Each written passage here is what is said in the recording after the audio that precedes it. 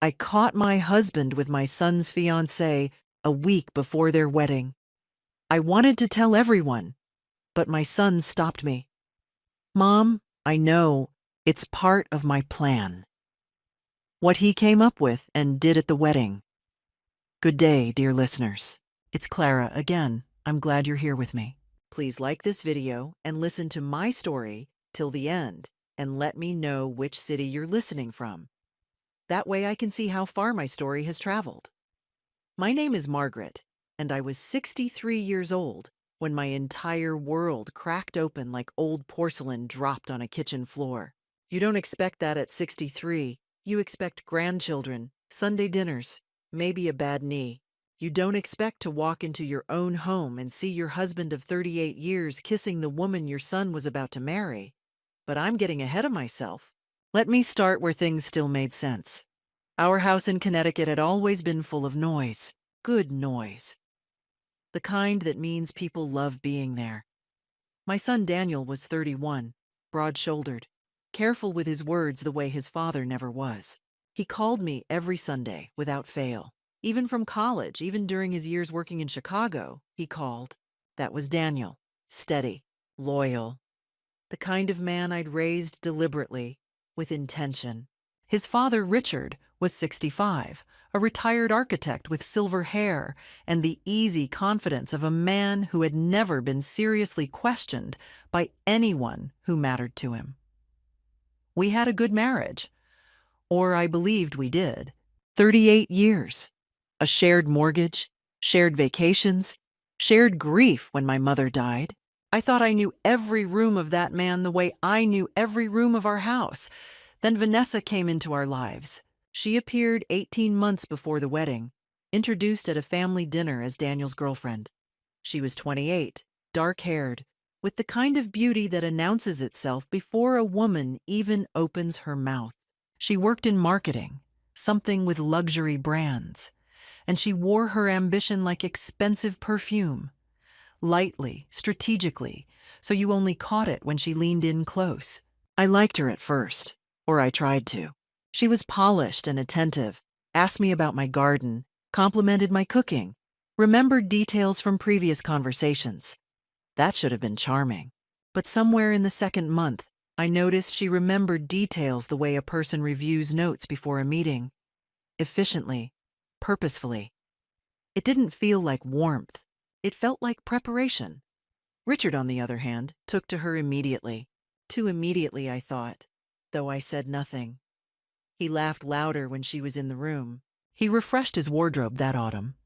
Nothing dramatic, just newer shirts, better fitted trousers.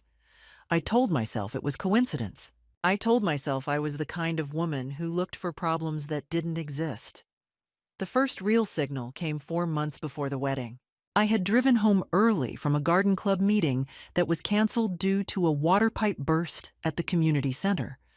Richard's car was in the driveway, which wasn't unusual. He was semi-retired and worked from home several days a week. Vanessa's car was also there, which was less expected. Daniel was at work.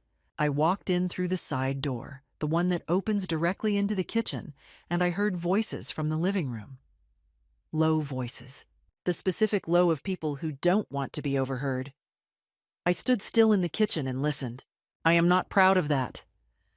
But something in my chest had already gone cold, and my feet would not move. I couldn't hear words, just tone. Richard's voice, warm and murmuring. Vanessa's laugh, quiet and different from the laugh she used around Daniel. Smaller, more real. I walked into the doorway. They were on the sofa. Richard's hand was at the back of her neck. Her face was turned up toward his, the posture of two people who had done this before and expected privacy. They separated the moment they heard my step on the hardwood. Richard stood up too quickly. Vanessa smoothed her hair. "Margaret," Richard said, with the measured calm of a man who had prepared for this possibility.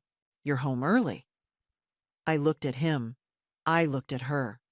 I looked at the space between them, which told me everything that words could not.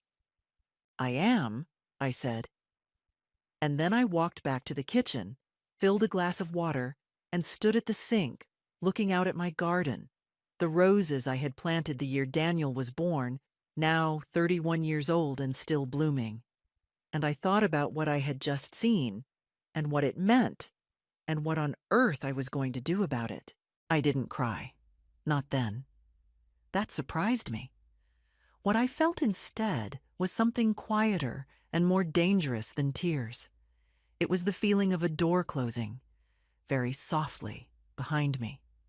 The sound of one era ending. And underneath that, just barely audible, like a note struck at the edge of hearing. Something that might, eventually, become a plan. I stood at that kitchen sink for a long time. Outside, the roses were doing what roses do in late October, holding on past their season, stubborn and vivid against the gray. I had planted the yellow ones the spring Daniel was born, the red ones the year Richard got his first big commission, the white ones after my mother's funeral, because she had loved white flowers and I needed something living to tend. 38 years of a life arranged in a garden. I heard Vanessa leave. The front door opened and closed with careful quietness. The sound of a person managing their exit. Richard did not come to the kitchen immediately. He gave it 10 minutes, which told me he was composing himself, finding the right architecture of explanation. When he came in, I was sitting at the table with my hands flat on the surface, the way I used to sit when Daniel was a teenager, and had done something that required a serious conversation. "Margaret, don't," I said. Just the one word. He stopped. We sat across from each other in the kitchen we had remodeled together in 2009, with the countertops I had chosen and the window he had designed, and the silence between us had a shape and a weight I had never felt before in 38 years of marriage. "How long?" I asked. He looked at the table. That told me it was not new. 7 months, he said. 7 months. Vanessa had been in our lives for 18. The affair had begun roughly halfway through her relationship with my son. While Daniel was choosing engagement rings, his father was conducting a secret.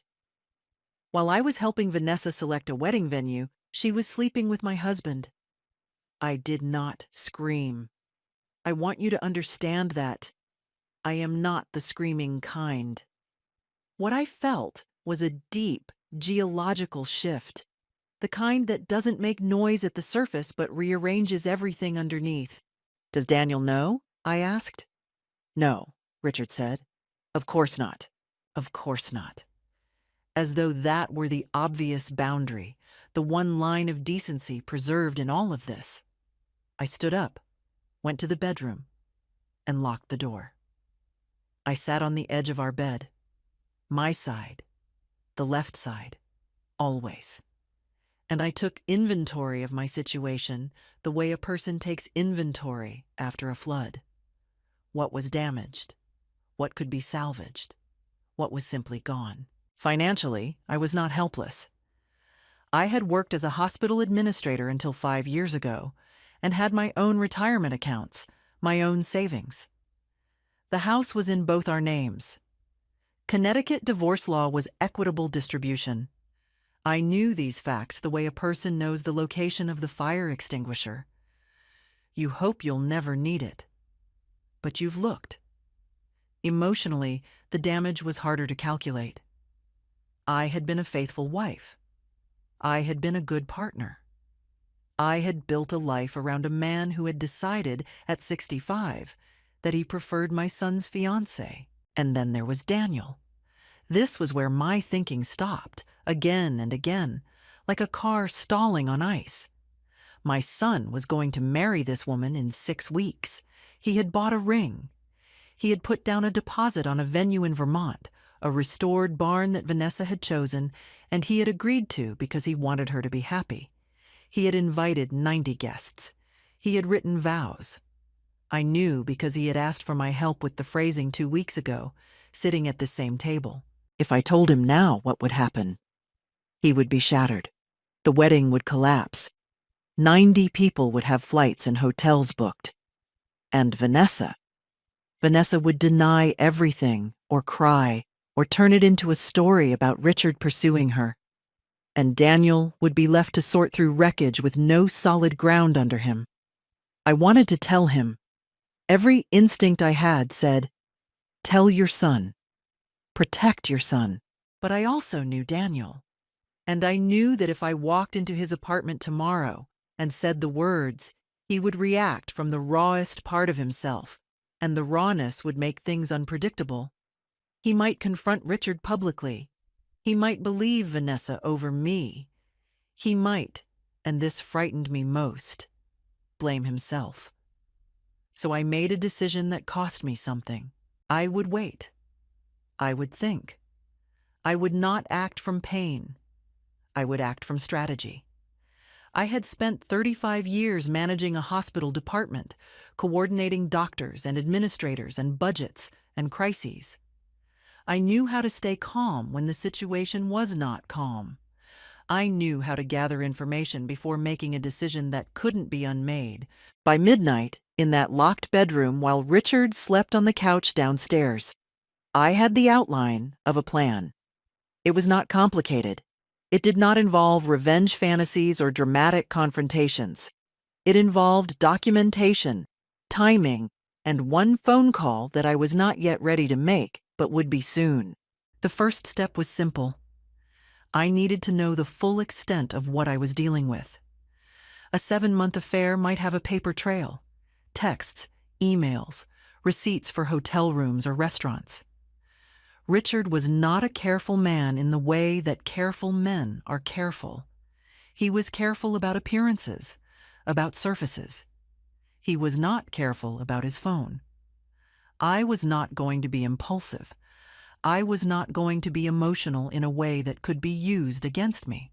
I was 63 years old, and I had buried my mother, survived a cancer scare, raised a good man largely on my own while my husband built his career, and managed a department of 40 people through a global pandemic. I was more than capable of handling this. I just needed to be smart. The next morning, I behaved with complete normalcy, which is harder than it sounds. I made coffee. I set 2 cups on the counter, Richard's dark roast, mine with milk. I asked if he wanted eggs. He looked at me with the cautious expression of a man waiting for a bomb to detonate, and when the bomb did not detonate, he grew more cautious still. Normal behavior after a revelation is unnerving to people who expect hysteria. I had learned that in hospital management, the quieter you are, the more power you hold. We did not discuss what had happened. I had told him 2 nights before that I needed time to think before we spoke further, and he had nodded with the relief of a man granted a reprieve he knew he didn't deserve. Richard was many things, but he was not a confrontation seeker. He preferred problems to resolve themselves or to be handled by someone else. What he did not know was that my thinking was already done. Over the following week, I moved carefully. I did not touch his phone directly, not yet. Instead, I started with what I knew: our joint bank statements. I had always managed our household finances. Richard handled his professional accounts. I handled the domestic ones, and for years this division had been seamless and boring. Now I looked at the statements for the past 8 months with new eyes. There were anomalies, nothing obvious. Richard was too architecturally precise for obvious, but there were cash withdrawals of $300 or $400 at irregular intervals, always on weekdays. There were restaurant charges in New Haven and Hartford, cities 40 minutes from our home, far enough to be unlikely but close enough to be plausible if questioned. There was a hotel charge in Providence from March, when Richard had told me he was attending an architectural conference. I had not verified this at the time because I had no reason to. I photographed each statement with my phone, organized by date. This took 4 evenings. On the 5th day, I called my attorney. Barbara Sloan had handled my mother's estate 6 years ago, and she was the kind of lawyer who listened before she spoke. I drove to her office in Hartford on a Thursday morning, told Richard I had a dentist appointment, and laid out the situation across her desk in 20 minutes. Barbara listened without interrupting. When I finished, she was quiet for a moment. "Are you filing?" she asked. "Not yet," I said. "The wedding is in 5 weeks. My son is involved in a way that complicates the timing." She nodded slowly. "You want documentation first?" "I want to understand what I have before I decide what to do with it." She explained what would be relevant in a Connecticut divorce: the financial irregularities, any evidence of the affair's duration, anything that had impacted marital assets. She was careful to note what was legally admissible and what was not. I took notes. When I left her office, I felt something shift in my spine. A straightening, like posture correcting itself after years of a bad chair.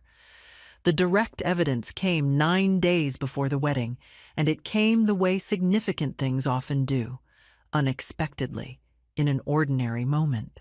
I had been in Richard's home study to look for the insurance documents. Genuinely, for an unrelated reason, because our car registration was due.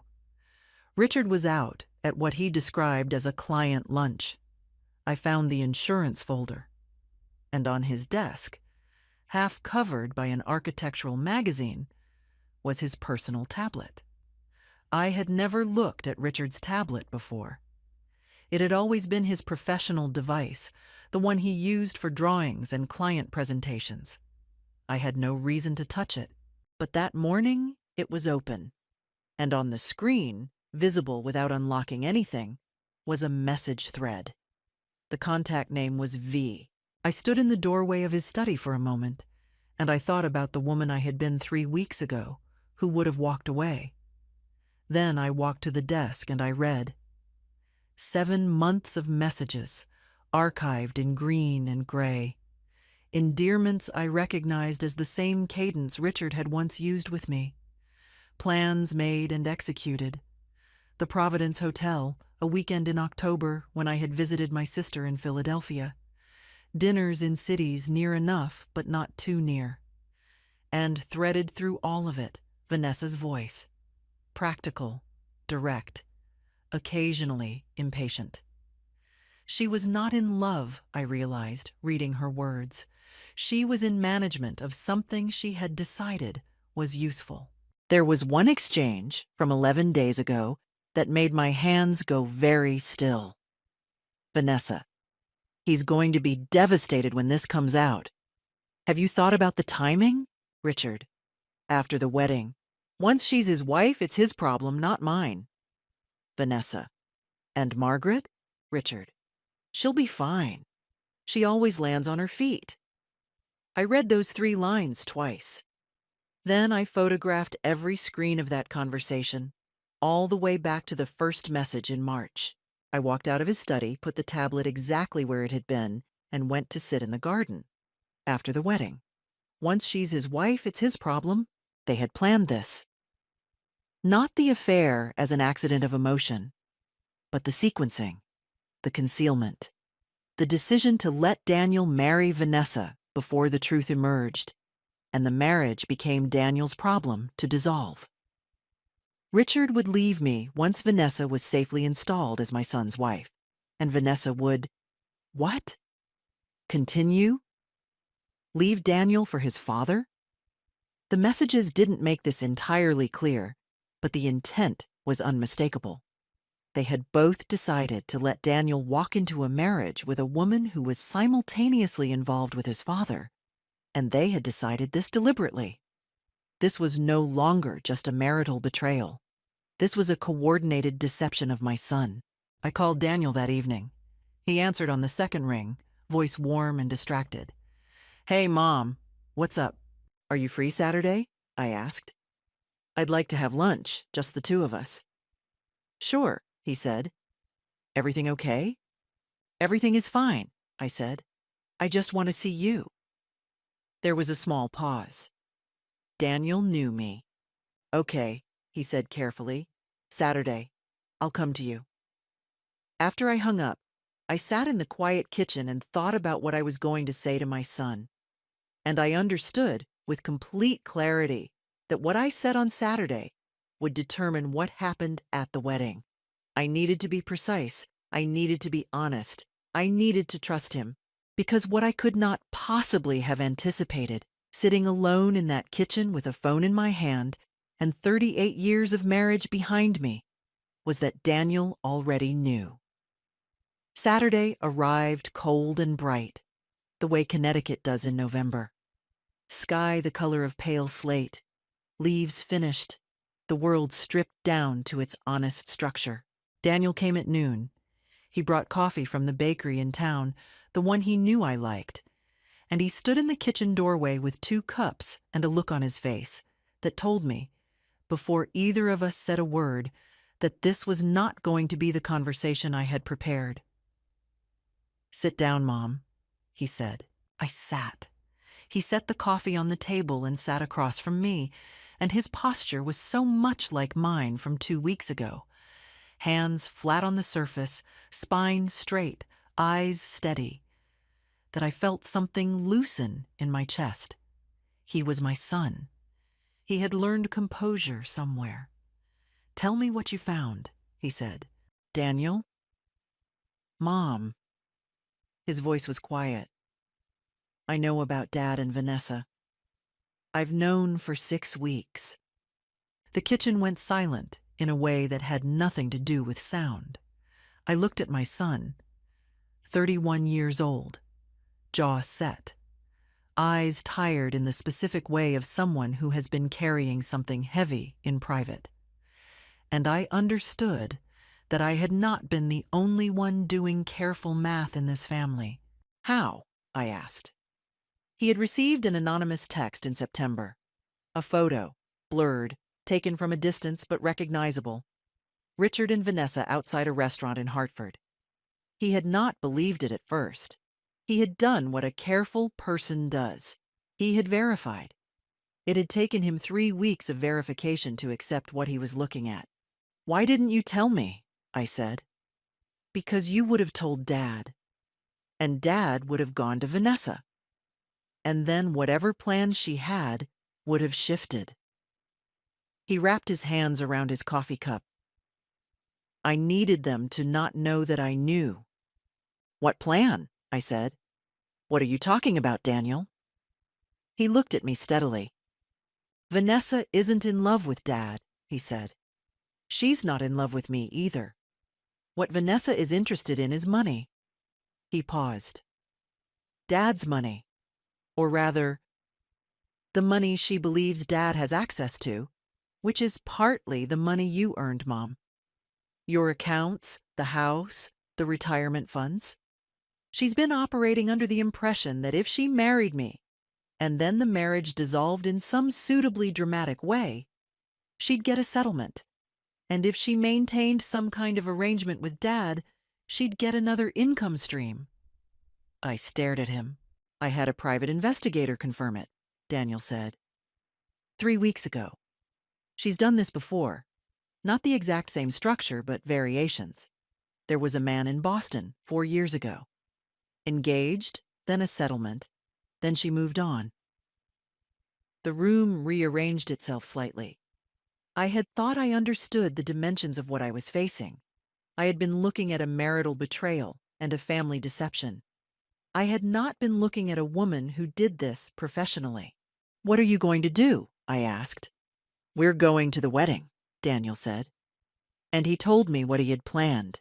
It was precise, and it was devastating. And it was, I realized as he laid it out, something I could not have designed, because it required the groom's authority and the groom's access, and a very specific kind of courage that my son, quietly, had been building for 6 weeks. I agreed to every part of it. I told him about the tablet, the messages, the photographs. He absorbed this with the stillness of someone adding fuel to an engine already running. We were still at the table at 2 in the afternoon when my phone rang. "Vanessa." I looked at Daniel. He nodded. I answered. "Margaret." Her voice was precisely calibrated, warm with a wire in it. "I heard you called Daniel yesterday." I had not called Daniel yesterday. I had called him 10 days ago to arrange Saturday. This meant she was watching his call logs, or he had told her, or she had some other access to his communication I didn't know about. All three options were informative. I did, I said pleasantly. We had lunch today. A pause. Of course. I just wanted to. I thought maybe we should talk, you and I. Clear the air. About what? I asked. Another pause. Shorter. She had expected me to fill the silence, and I hadn't. About the other week, she said. What you saw. I think there's been a misunderstanding. I said nothing. Richard and I were close naturally. He's going to be my father-in-law. Sometimes things can look. Vanessa, I said. I appreciate the call. Let's speak after the wedding. I ended the call. Daniel was watching me. A small expression moved across his face. Something like respect. Something like relief. That evening, Richard came to me. He had clearly spoken with Vanessa because his approach had the structure of a conversation designed by committee. He was reasonable, measured, apologetic in the precise amounts, enough to signal remorse, not enough to constitute admission. He said it had been a mistake. He said it was over. He said he would go to counseling if I wanted. He did not mention the messages on the tablet, which told me he didn't know I had seen them, which meant Vanessa had not told him what she suspected I knew. Good. I need more time, I told him. Give me until after the wedding. Daniel needs this wedding to go smoothly. Richard looked at me with the quiet relief of a man granted another reprieve. He thanked me. He went to bed. I sat in the kitchen and thought about what my son had told me, and about the 90 people who would arrive in Vermont in 5 days, and about the barn with the white lights that Vanessa had chosen. And I felt, for the first time in 3 weeks, something that was not grief or anger. It was anticipation.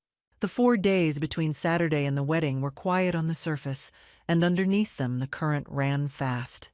Vanessa's next approach came on Monday, unexpectedly gracious.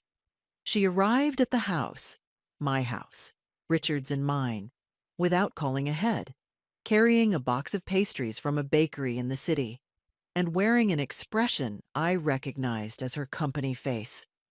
Open, warm, arranged for maximum reassurance. Richard was out. I think she timed it that way. I let her in because refusing would have told her more than I wanted her to know. I put the pastries on the counter and made tea and sat across from her in the kitchen, which by that point had hosted more significant conversations than any room deserved. I want to apologize, Vanessa said. She was good at this. I want to be precise about that. She was genuinely skilled. The apology had weight and texture. She described feeling confused, emotionally overwhelmed, having made terrible choices, being ashamed. She looked at her hands when the shame came up, which was the right visual detail. She did not over-explain. She did not under-explain. She had calibrated this very carefully. I love Daniel, she said. Whatever else has happened, I want you to know that. I looked at her. I believe you believe that, I said. A small hesitation. What does that mean? It means I think this is a complicated situation, and I think we all need time to let things settle before the wedding. I picked up my tea. How are you feeling about the ceremony? She blinked. The subject change was not what she expected. She had prepared for a conversation about the affair, about Richard, about forgiveness and family and the future. She had not prepared for me to ask about table settings. It's going to be beautiful, she said, recovering. The barn looks incredible. I think everyone will have a wonderful time. I think so too, I said. She left 30 minutes later with nothing she had come for. The call from Richard came that same evening. His version of the olive branch was more direct. He suggested couples counseling, mentioned a therapist a colleague had recommended, said he wanted to rebuild. His voice had the rough sincerity of a man who had decided sincerity was his strongest available play. Let's talk after the wedding, I said again. We're both too close to it right now. Margaret, Richard, I need this week to be about Daniel. Can you give me that? He said yes. After I hung up, I sat with the quiet for a moment, and then I called Carol. Carol Hutchins had been my closest friend for 22 years. We had met at a hospital administrators conference in 1993, raised our children in parallel, supported each other through a combined total of 5 job changes, 2 cancer diagnoses, 4 parent deaths, and more marital turbulence than either of us would admit in polite company. She lived 40 minutes away in Westport, and she was the most discreet person I had ever known. I drove to her house that evening. I didn't tell Richard where I was going, which I had never done before in 38 years of marriage. That small act of omission felt significant. Carol listened to everything. She sat in her living room with her feet tucked under her and a glass of wine in her hand, and she listened to all of it. The sofa, the tablet, Barbara Sloan, Daniel's investigator, the plan for the wedding. Without interrupting, without editorializing until I finished. Then she said, "What do you need from me?" This is why Carol had been my closest friend for 22 years. "I need a witness," I said. "Someone who knows the full picture, who can verify the timeline if it ever comes to that, legally or otherwise." "Done," she said. "What else?" "I need someone to tell me I'm not losing my mind." She looked at me over her wine glass. "Margaret," she said, "you are the most clear-headed person I know. You were clear-headed when you got your diagnosis in 2016, and you're clear-headed now. The only difference is, this time someone else deserves what's coming to them." I drove home in the dark feeling something I hadn't felt in 3 weeks. Held. Not rescued, not fixed, just held. The way you feel when one other person in the world knows exactly where you are. The wedding was in 4 days. Daniel had texted me that afternoon. "Everything is set. You know what to do at the reception. Trust me." I did trust him. That was perhaps the one thing in my life I had not lost. 2 days before the wedding, they came together. I don't know if they planned it as a coordinated appearance or if it simply happened that way. Vanessa arriving while Richard was home, and one of them deciding that together was stronger than separate. Either way, at 3 in the afternoon on a Thursday, I found them both in my living room. Richard sat in his usual chair. Vanessa sat on the sofa, the same sofa where I had found them 6 weeks ago. Neither of them seemed to register the symbolism of this, or if they did, they were past caring about it. "We need to have a real conversation," Richard said. "All right," I said. I sat down. What followed was the most sophisticated piece of joint manipulation I had been subjected to in 63 years of life, and I had worked in hospital administration, which is not a field lacking in manipulation. Richard led. He was sorry. He was deeply sorry. The affair was over, completely. He wanted me to know that, and he looked at Vanessa as though inviting her to confirm this, and she did, with composed sincerity. He wanted to repair the marriage. He understood that trust had been broken, but, and here was the seam in the fabric, he was worried that I was considering taking actions that would harm Daniel, specifically that I had spoken to an attorney. He didn't know this for certain, he said carefully, but he had heard something. He had heard something, meaning Vanessa or someone she knew had seen me outside Barbara Sloan's office in Hartford. "I want us to think about Daniel," Richard said, "about what this wedding means to him, about what happens if family tensions spill over into the ceremony. He's worked so hard for this. Vanessa has worked so hard." Vanessa took this as her cue. She spoke about Daniel's happiness, about the future, about how much it would mean to him to have his parents present and united. She was persuasive. She was almost sincere enough to make me doubt myself for the space of about 4 seconds. Then she said, I think we all know that nothing good comes from dragging things out. Whatever has happened between Richard and me, it was a mistake. And mistakes are better buried than excavated. Mistakes are better buried than excavated. She said this to a woman who had photographed 38 pages of text messages, retained a family attorney, and whose son had a private investigator's report in a folder on his desk. I appreciate you both coming, I said. I really do. And I hear what you're saying. Richard relaxed slightly. Too soon. But I'm afraid I can't make any commitments right now, I said. Not before the wedding. Let's all just focus on getting through the weekend. Vanessa's expression did something in that moment. A shift. Very small. Very fast. Like a light changing in a room. The warmth reorganized itself into something else. Something older and less patient. Margaret, she said, and her voice had dropped. I hope you understand what's at stake. For everyone. Daniel loves you. He would be devastated if someone disrupted what he's built. It was a threat in the syntax of concern. The someone in that sentence was me.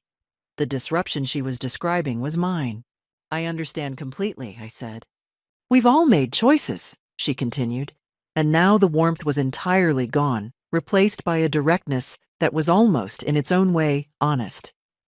Choices have consequences, and some consequences are easier to manage quietly than publicly. Richard said her name sharply. She stopped. They looked at each other. We should go, he said. He stood. She stood. They left my house together, and I locked the front door behind them and stood in the entryway. I was afraid. I want to say that clearly because I think honesty requires it. I was 63 years old, and I had just watched my husband and my son's fiancée operate in coordinated bad faith in my own living room.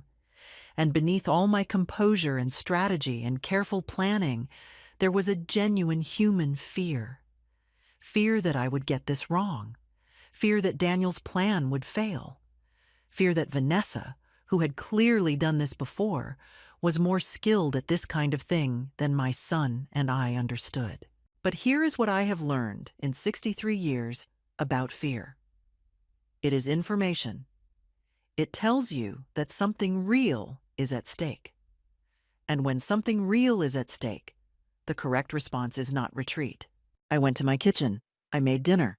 And I thought very carefully about Saturday. The barn in Vermont was exactly as Vanessa had designed it. White lights strung across old timber beams, round tables draped in ivory linen, flowers in shades of blush and cream. It was beautiful in the way that very controlled things are beautiful. Nothing left to chance, nothing genuinely wild. 90 people filled the chairs. Carol sat in the third row and caught my eye when I came in and gave me a single small nod. Richard sat beside me in the family row. He had dressed well, the new shirt, the better-fitted jacket. He smelled of the cologne he wore for important occasions. He had put his hand briefly on my knee when we sat down, and I had let it rest there, because removing it would have communicated something, and I was not yet ready to communicate anything. The ceremony was civil and well executed. The officiant was a friend of Daniel's from college. The vows were read. Vanessa stood at the front of the barn in a dress that had cost more than our first car, and she looked radiant. And she looked at Daniel with an expression of such practiced love that I thought again. She is good at this. She is genuinely skilled. Daniel looked at her quietly, the way he looked at everything important. And I watched my son, who had known for 6 weeks, who had said nothing, who had carried this with a composure that made my throat tighten, say his vows in a clear voice. And I thought, whatever happens next, he is going to be all right. He was made right. They were pronounced married. Applause.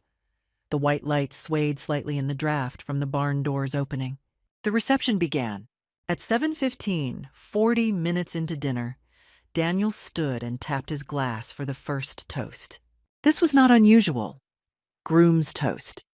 But Daniel had also, I knew, arranged something else. A small audio/visual setup that the venue's coordinator had been briefed on, described as a tribute video. The coordinator had a laptop. The slideshow screen at the front of the barn had been there all day.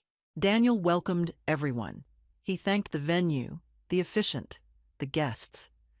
He spoke about love and commitment with the directness that was simply how he spoke. And then he said, "Before we celebrate, I want to share something with everyone here, because the people in this room are the people I trust most in the world, and I believe they deserve honesty." Richard went still beside me. Vanessa, at the head table, shifted in her seat. Daniel nodded to the coordinator. The screen at the front of the barn displayed a series of documents. They were clear and large enough for everyone in the room to read. The first was the private investigator's report, a formal document with dates, locations, and photographs. The photographs showed Richard and Vanessa outside a restaurant in Hartford, in a hotel lobby in Providence, in a parking lot in New Haven. The room became very quiet in the way that 90 people becoming simultaneously still makes a particular kind of silence.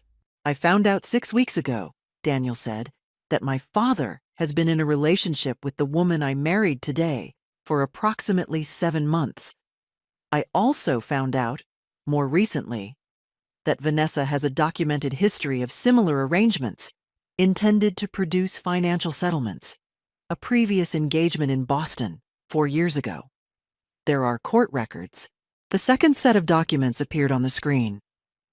The Boston records. Vanessa stood up. "Daniel," her voice had the same calibration she had used with me, warm, managed, designed for the room. You need to stop. This is our wedding. You don't know what you're—" "I know exactly what I'm saying," Daniel said, and his voice was so entirely calm that it was its own kind of devastation. "I know what every photograph shows. I know what the investigator found. I know what was in the text messages my mother photographed from my father's tablet." The room turned toward me, 90 pairs of eyes. Richard stood up, and this is where they lost. Not because the evidence was presented, though the evidence was thorough and clear. They lost because of what happened next. Because Richard, who had managed surfaces for 38 years, looked at his son presenting evidence in a barn full of family and friends, and he lost his composure. He said Daniel was being dramatic. He said the photographs were out of context. He said I had clearly poisoned the situation. That Margaret, he said, using my name the way you use someone's name when you want to dismiss them, had decided to destroy the family. And Vanessa, who had been so careful, so calibrated, stepped in front of him and looked at Daniel and said, in the silence of a barn full of 90 people who were watching very carefully, "You don't understand what we have. You never did." The room absorbed this. What we have. The present tense, the possessive. Daniel looked at her for a long moment. "I know," he said. "That's actually why I waited until after the ceremony." He paused. "My attorney will be in touch on Monday about the annulment. The pre-nuptial agreement you signed last month protects my assets in the event of demonstrated infidelity. You'll want to review it." He sat down. I looked at my hands. Outside, through the barn's high windows, the Vermont night was very dark and very cold, and the stars were the stars they had always been. The annulment was filed on Monday, as Daniel had said it would be. The prenuptial agreement, which Vanessa had signed 5 weeks before the wedding in a meeting with Daniel's attorney, was precisely what Daniel had described. In the event of documented infidelity occurring before or during the marriage, Vanessa was entitled to nothing. The documentation existed in volume. The private investigator's report ran to 43 pages. The photographs from my husband's tablet, obtained and transferred to Daniel's attorney, via a chain of custody that Barbara Sloan had helped me establish, were admissible as evidence of the affair's timeline. Vanessa retained an attorney. Her attorney was expensive and well regarded, and began with what I understood to be a standard set of arguments. She would contest the characterization of the relationship with Richard, challenge the prenuptial agreement's enforceability, and explore whether my acquisition of the tablet evidence was legally permissible. The contest lasted 11 days. Her attorney withdrew from the case at the end of those 11 days, which is what attorneys do when they conclude that their client's position is indefensible and her resources insufficient to sustain a prolonged fight. I later learned, through Barbara, who had colleagues in overlapping legal circles, that Vanessa had approached 2 other firms before accepting that no one with credible standing would take the case on contingency. She had expected, I think, that the marriage certificate itself would be leverage. She had not expected a prenuptial agreement she had signed without reading carefully enough. And she had not expected a family that had done its homework before she had a chance to do hers. Vanessa was left with the dress she had worn at her wedding, the credit card debt she had accumulated in the months prior, and the quiet implosion of a scheme that had required nearly 2 years of sustained effort to construct. She left Connecticut within the month. I don't know where she went, and I did not spend significant time wondering. Richard was harder, because Richard was still my husband, and 38 years cannot simply be set aside, even when they should be. I filed for divorce in the 3rd week of November. This was not an impulsive act. I had spoken with Barbara Sloan. I had thought carefully about the financial implications. I had had a long and honest conversation with Daniel, who supported the decision without drama. The divorce proceeded under Connecticut's equitable distribution laws. Richard retained his professional accounts and his personal investments. I retained my retirement accounts, my savings, and, after a negotiation that took 4 months and was handled by 2 attorneys in a room I did not enter, the house in Connecticut, Richard moved to an apartment in New Haven. He called me once, 3 weeks after the papers were served, and said he was sorry. He meant it, in the way that people are genuinely sorry when they have done something that has cost them dearly. I accepted the apology for what it was worth, which was less than he hoped and more than nothing. The social consequences were not something I administered or encouraged.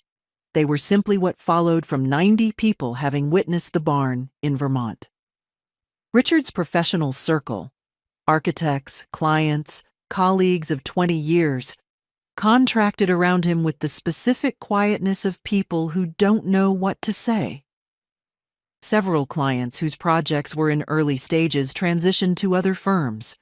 His professional reputation did not collapse.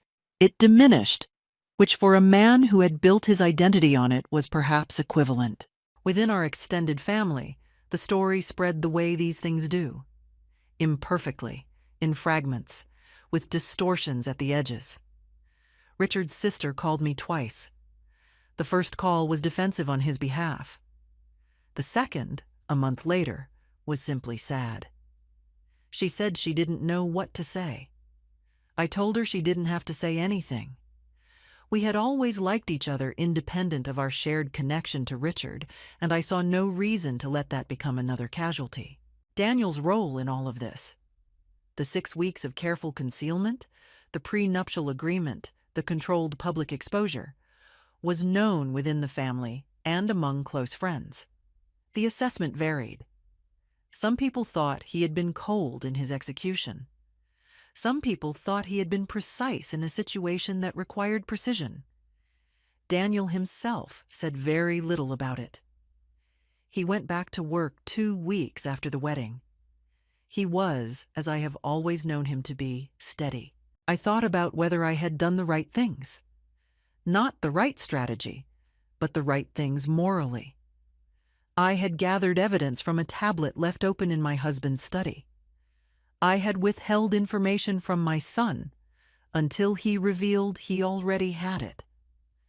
I had participated in a plan that exposed two people in front of 90 guests at what appeared to be a wedding. I decided I had, not without cost, not without complexity, but yes, I had protected my son with the information I had, using the tools available to me, with the goal of giving him the best possible chance at a clean exit from something designed to harm him. The public exposure was not cruelty, it was record. 90 witnesses to a documented truth. By December, I was alone in the Connecticut house for the first time in 38 years. I made coffee. I sat at the kitchen table. Outside, the garden was bare, but the rose canes were still there, still intact, waiting for spring with the patience of things that have survived many winters. I was 63 years old. I had just ended a marriage, survived a scheme, and watched my son demonstrate a quality of character I had always hoped I had given him. I thought, this is enough. This is, in fact, quite a lot. A year passed, and then another, and I would like to tell you what a year can do. By the following spring, I had repainted the kitchen. Not because the old color was wrong. It wasn't. But because I wanted to choose for myself without consultation, without negotiation, without the small daily frictions of shared decision-making that I had not known I was tired of until they were gone. I chose a color called pale eucalyptus that Richard would have found too eccentric, and that I found exactly right. I started teaching a garden design workshop at the community center on Tuesday evenings. 7 people showed up the first week, 14 the fourth week. I was not a professional horticulturalist. I was a person who knew what grew and what didn't and why, which turns out to be enough to be useful. Carol came for dinner on Fridays, sometimes with her husband Tom, sometimes just the two of us. We cooked badly and laughed a great deal and drank wine that was slightly too expensive for the occasion. These evenings were among the best hours of my week. Daniel was well. He had moved apartments, out of the place he had shared with Vanessa, into something smaller in a neighborhood he actually liked, with more light and fewer staging decisions made by someone else. He went to therapy for several months, which he told me about directly and without embarrassment. He said it was useful. He ran in a half marathon in the spring and called me from the finish line, out of breath and laughing. He met someone in the fall, a woman named Grace, who worked as a pediatric physical therapist, and who, the first time I met her at Daniel's apartment, looked at the photos on his wall and asked about each one, with a curiosity that was not performed. She had a calm, practical quality that reminded me of Daniel, which made me like her immediately, and then slightly unnerved me because I wasn't sure what that meant. It meant they were well matched, I concluded. That was enough. By the following spring, they were talking about the future, in the unguarded way people talk about things they actually believe in. Richard's life was quieter than it had been. The architectural practice continued in reduced form. He had 2 or 3 reliable clients and managed well enough financially, but the ease of his former professional confidence had not returned. He was working harder for less, which was its own reckoning. He had begun, according to Carol's network of mutual acquaintances, attending a men's support group on Thursday evenings, something I had never imagined Richard doing, which made me feel something complicated. Not satisfaction, exactly. More like he was finally dealing with something real. Vanessa, I learned through Barbara Sloane's office, who heard it from a colleague in Boston, had attempted something similar 9 months after the Connecticut situation. A different city, a different man, a broadly similar structure. The Boston connection from her previous case had left a record, however, and the new fiancé's family had conducted due diligence that Vanessa had not anticipated. The engagement ended before any marriage occurred. There were legal proceedings related to financial misrepresentation that I understood to be ongoing. I did not take pleasure in this in the way that movies suggest you should. What I felt was something more like the consequences were proportionate. The world had been, in this case, appropriately organized. That was all. In April, on a morning when the yellow roses were just beginning, Daniel drove up and helped me build a new raised bed in the garden's east corner, the spot that got afternoon sun and had always been underused. We worked for 3 hours. He was not a skilled gardener, but he was capable and willing, which is most of what gardening requires. We talked about Grace. We talked about what he was considering doing with his career. We talked about very little of consequence and a great deal that mattered. At one point he said, without preamble, "You were so calm through all of it. I don't know how you did that." I pushed the last of the soil into place. "I wasn't calm," I said. "I was just slow about the panic." He laughed. It was a good laugh. His laugh, the one I had known for 31 years. I am 65 now. The kitchen is pale eucalyptus. The garden has a new bed in the east corner. On Friday evenings, Carol comes for dinner, and on Sunday mornings, Daniel sometimes calls, still, without fail.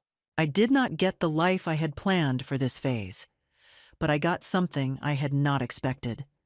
A life that was, in the most basic sense, mine. Chosen, arranged, and tended by myself, for myself, without apology. That turned out to be more than enough. Here's what I learned.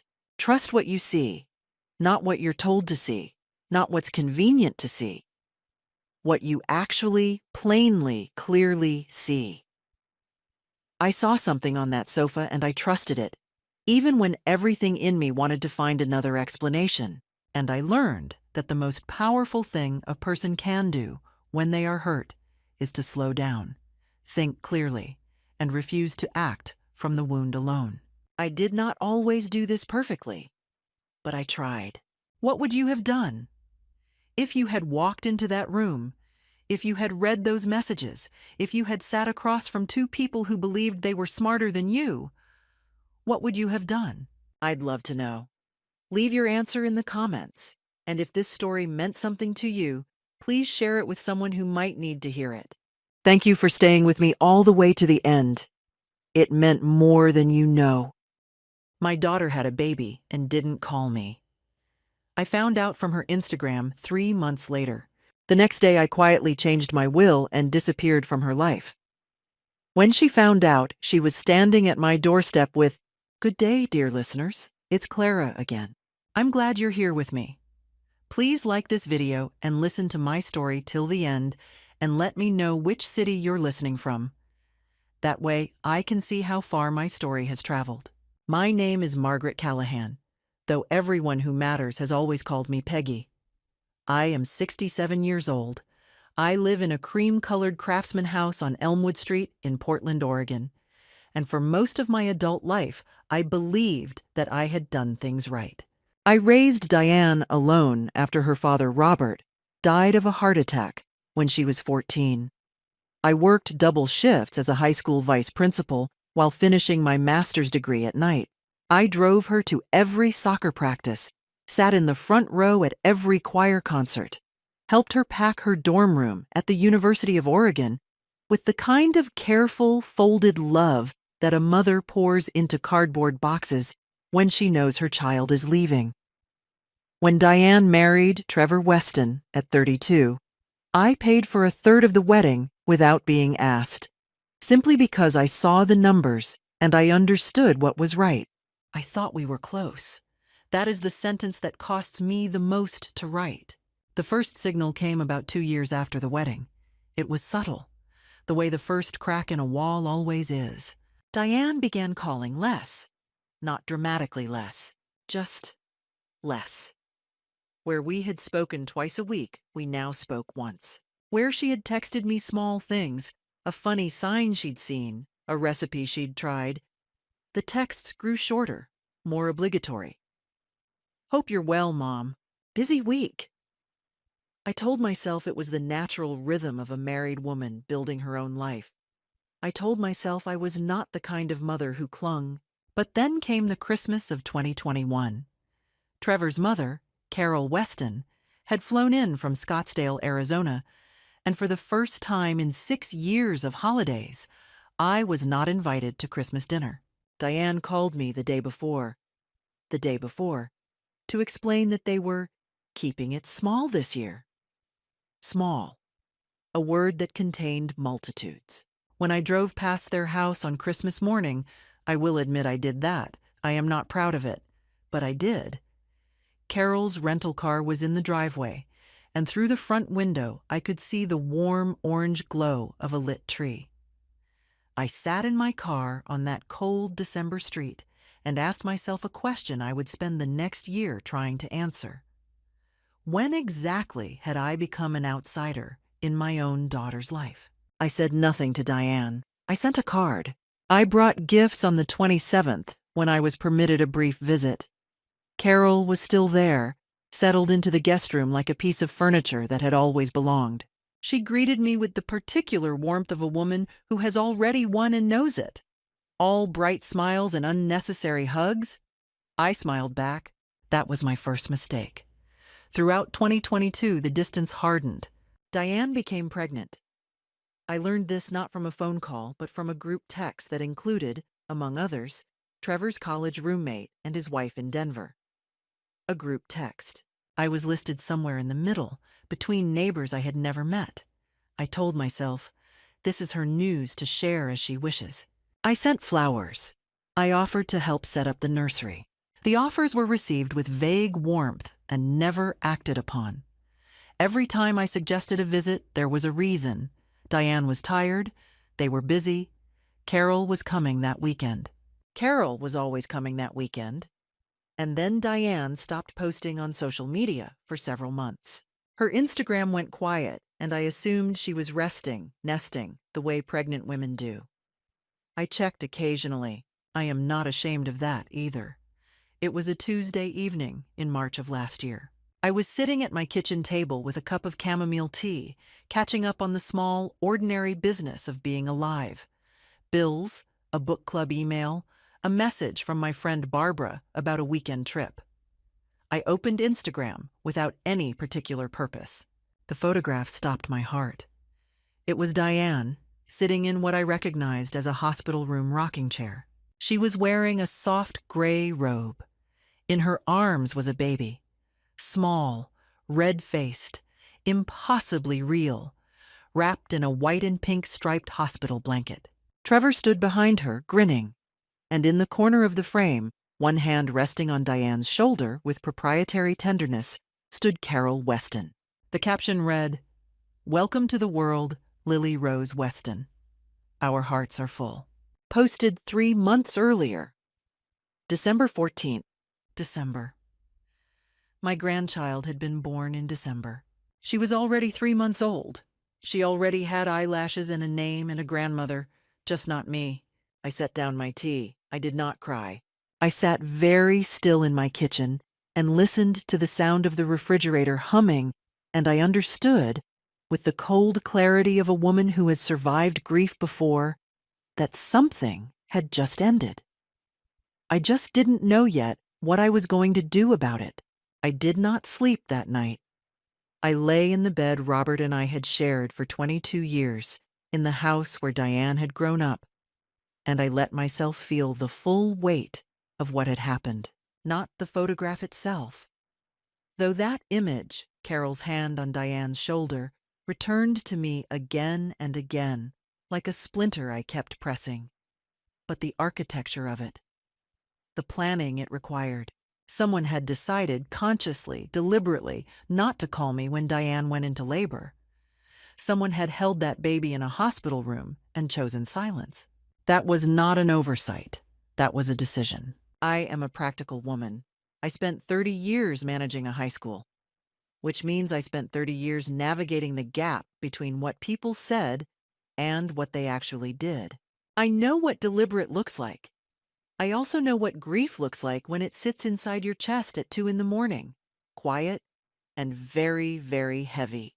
By 4 o'clock, I had moved through grief and arrived somewhere colder, I got up, put on my robe, and went to my desk in the small room off the hallway that I still called the study, even though Robert's books were the only ones still on the shelves. I took out a legal pad, yellow, college-ruled, the same kind I had used for 30 years of administrative notes, and I wrote at the top of the page, "What I have given, what I have received."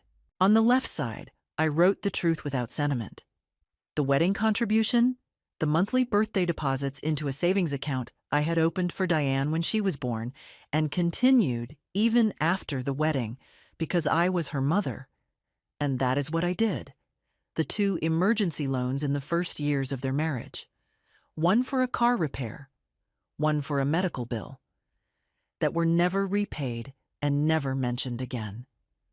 The furniture I had given them from this house when they bought their first home. The Thanksgiving dinners I had cooked alone because Carol was visiting.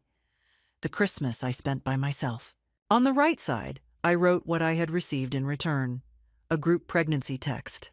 3 months of silence about a birth. An Instagram photograph. I looked at that page for a long time. Then I turned it over and wrote one name at the top. Attorney James Howell.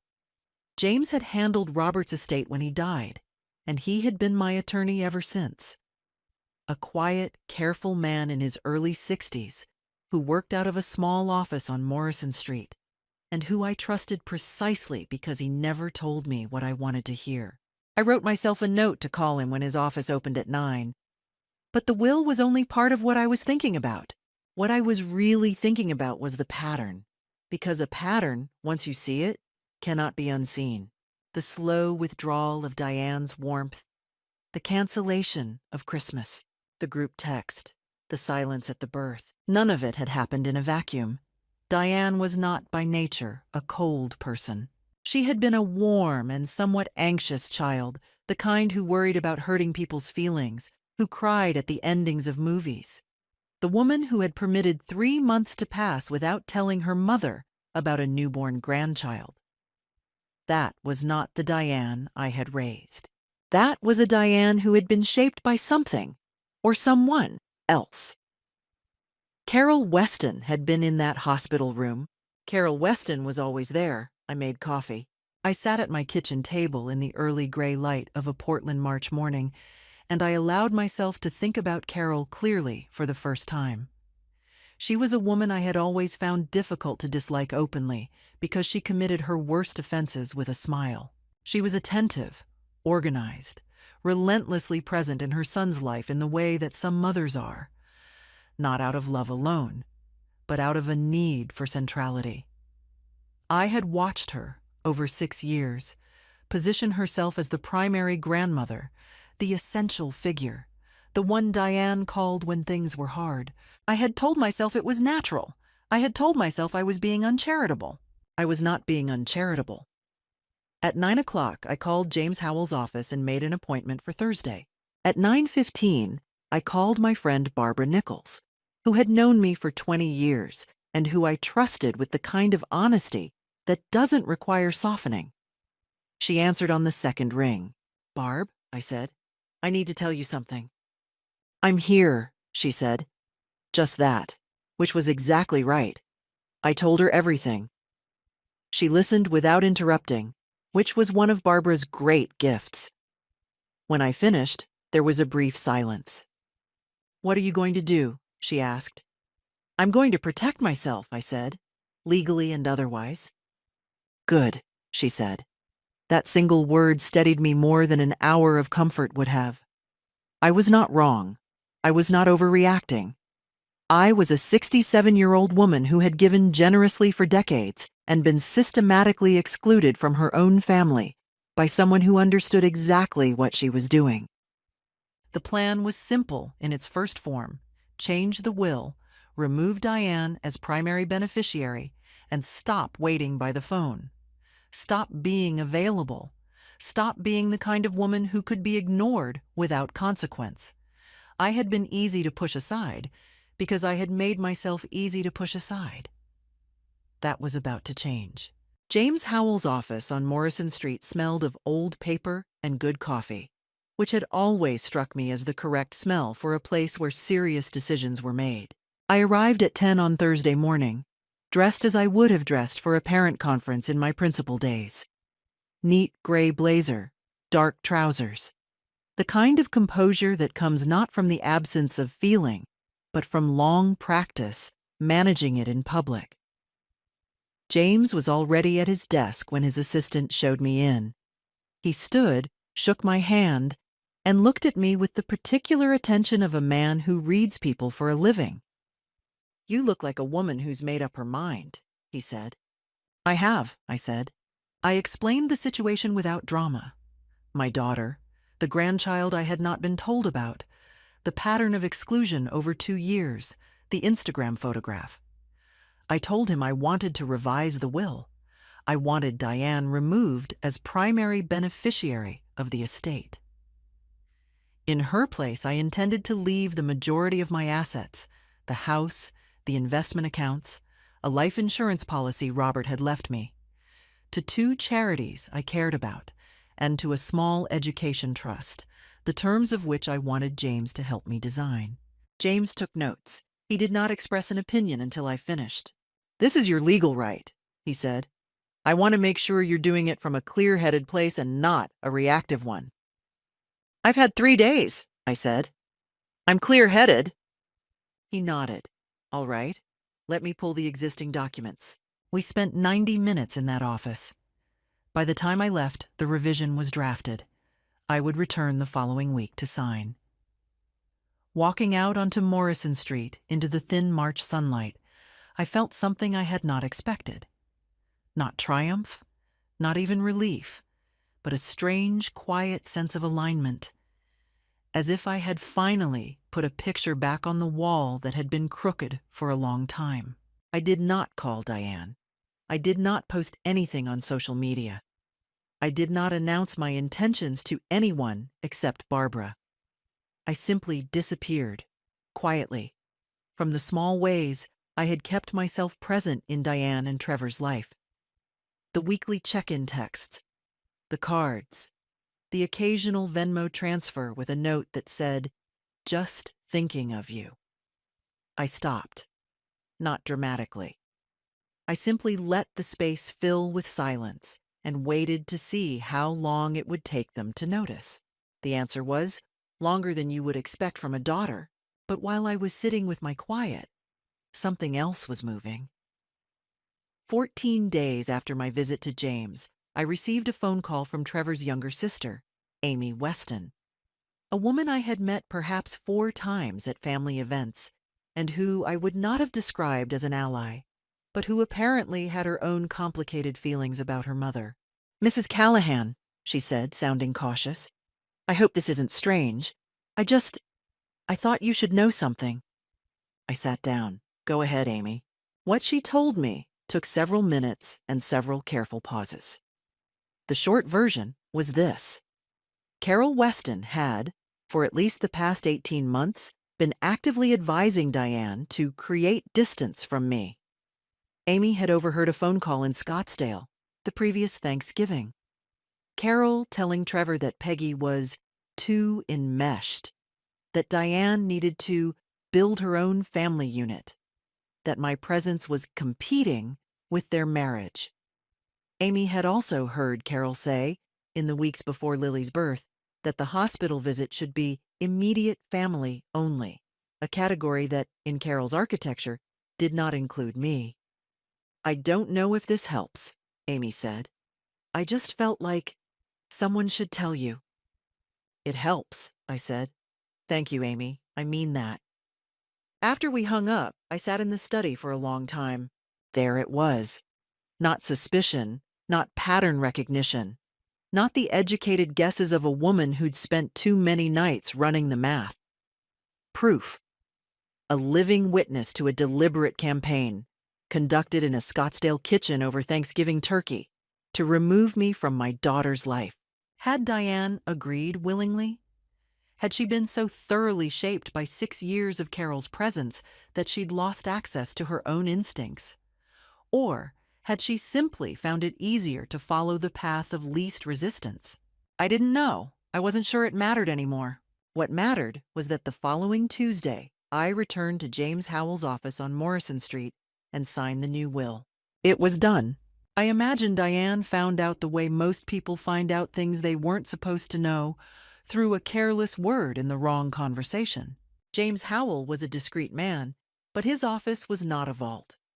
At some point in the 3 weeks following my signing, a mutual contact, a woman named Patricia, who had done bookkeeping for both James and the Westons' real estate agent, apparently mentioned to Trevor in passing that she'd seen me at the attorney's office twice in 1 month.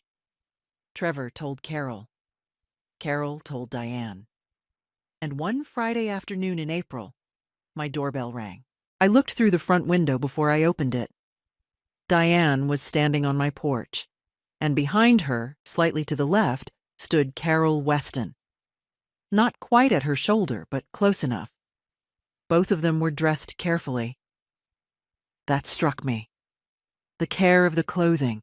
This was not an impulsive visit. I opened the door. I did not open the screen. "Mom," Diane said. Her voice had the tight brightness of someone reciting a script they'd rehearsed, but didn't quite believe. "We need to talk." "About what?" I asked. A pause. "About whatever you're planning with your attorney." I looked at my daughter's face. She was 38 years old, and she looked in that moment young and uncertain, and very much like Carol's instrument. Was it possible she did not see it? That she genuinely could not feel the strings? "Come inside," I said, to Diane, just to Diane. Carol moved toward the door. I kept my hand on the frame. "This is a conversation between Diane and me," I said. My voice was level. I had spent 30 years managing buildings full of adolescents. I knew exactly how to make a sentence feel final without raising it. Carol's smile did not waver. "Of course," she said. "I'll wait in the car." She did not go to the car. She sat down in one of my porch chairs, settled her handbag in her lap, and became very still. The way a person becomes still when they are listening. Diane and I sat in the living room. She did not take off her coat. She told me that she'd heard I had changed some legal documents, and she wanted to understand why. She used the word understand several times, in the careful way people use it when they mean something else. She said she hoped we could talk openly. She said she had been so busy with the baby whose birth she had not told me about, the baby who was now 3.5 months old and whom I had still never held. I let her finish. "Diane," I said, "you didn't call me when Lily was born." She looked down. "We were overwhelmed." 3 months, I said. "I learned from Instagram. 3 months." I know that looks bad." "It doesn't look bad," I said. "It is bad, and it didn't happen by accident." Something crossed her face then. A flinch, small and quick, that told me Amy's information had been accurate. She knew. On some level, she had always known. Then her expression closed. "I think you're overreacting," she said. "And if you've changed your will out of spite, that's going to hurt our whole family."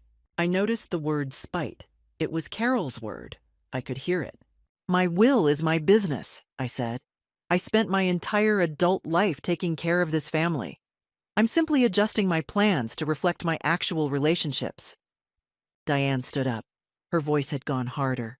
"You know Trevor's firm is struggling. We have a new baby. If something happened to you, then I hope you have Carol," I said. It came out quietly, not cruelly, I think. Or perhaps a little cruelly, but honestly. She left. Through the window, I watched her walk to Carol's car. She had not waited in mine, and watched Carol reach over and touch her arm and speak to her for a long moment. Then they drove away. That evening, my hands were shaking slightly, which I had not permitted myself to notice while they were in my house. I made myself a simple dinner, took a bath, and called Barbara. "She brought Carol," I said. Barbara was quiet for a moment. "Of course she did." The following week, I drove to the coast. A small rented room in Cannon Beach, 3 nights, The sound of the Pacific and the smell of salt, and the particular peace of being somewhere that no one knew your address. I walked on the beach in the mornings. I ate clam chowder. I sat and watched the waves work themselves against the shore with patient, indifferent power. I needed that. I came home steadier than I had left. It was a Tuesday evening, about 2 weeks after I returned from Cannon Beach, when my phone lit up with a text from Diane. Not a call, a text. That choice told me something. Hi, Mom. Trevor and I wanted to invite you for dinner Saturday, just us. We'd love for you to meet Lily. I read it twice. I set the phone down and went and watered the plant on the kitchen windowsill. A trailing pothos I had kept alive for 11 years, and which I regarded as a small, daily proof of my own consistency. And thought about what that message was. It was not a gesture of repair. Repair would have come first as an acknowledgement, as an apology specific enough to show it understood what it was apologizing for. This was a tactic. Carol had recognized that direct confrontation had not worked. So they were trying the other door. Come to dinner. See the baby. Feel the pull of that face, those tiny fingers, the weight of an infant in your arms. Fall back into your place in the family. Forget what you know. Return the will to its original form. I knew the playbook because I had watched it work on other women. Mothers who had been deliberately sidelined, then dangled access to grandchildren like a reward for compliance. It was an effective tactic. It was effective because the love was real, even when the gesture offering it was not. I texted back, "Thank you for the invitation. I'm not ready for that yet. I need more time." Diane did not respond for 2 days. When she did, she wrote, "I understand. I hope you know we love you." The we, I noticed, not I. Carol was still in that sentence somewhere. I did not respond. I put the phone in the kitchen drawer and went about my evening. The following Saturday, I had lunch with Barbara at a Vietnamese place on Division Street that we had been going to for years.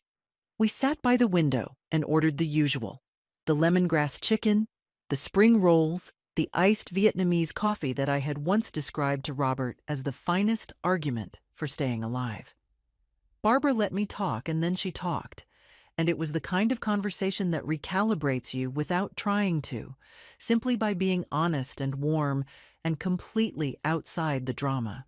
"I keep waiting to feel guilty," I told her, "about the will, about pulling back." "Do you?" she asked. "No," I said. "That's what I'm waiting for. The guilt." "Maybe it's not coming," Barbara said. She was right. I had examined myself carefully over those weeks. The restless nights, the attorney's office, the conversation with Diane in my living room. And I could not locate the guilt that I had been told, by some unwritten social contract, I was supposed to feel for protecting myself. What I felt instead was a clear, somewhat sad, but durable understanding that I had spent years accommodating people who had not accommodated me, and that this was over. Barbara had a friend, a woman named Dina, who led a support group for grandparents who had been alienated from their grandchildren, which met monthly at a community center in Northeast Portland. Barb had mentioned it once before. This time, I wrote down the address. I went the following Thursday evening. There were 11 people in a circle of folding chairs in a room with fluorescent lights and a window that looked out on a parking lot. They were mostly women, mostly my age, all carrying versions of the same weight. I did not speak much the first night. I sat and listened and recognized, in every story, some angle of my own. What I found there was not pity, which I did not want, and not strategy, which I already had. What I found was proportion. My situation was real and it was painful, but it was not unique. Other women had held their ground. Other women had rebuilt. Some of them had eventually, on their own terms, found their way to their grandchildren. Not through capitulation, but through patience and the kind of quiet self-possession that cannot be pressured out of you because it lives too deep.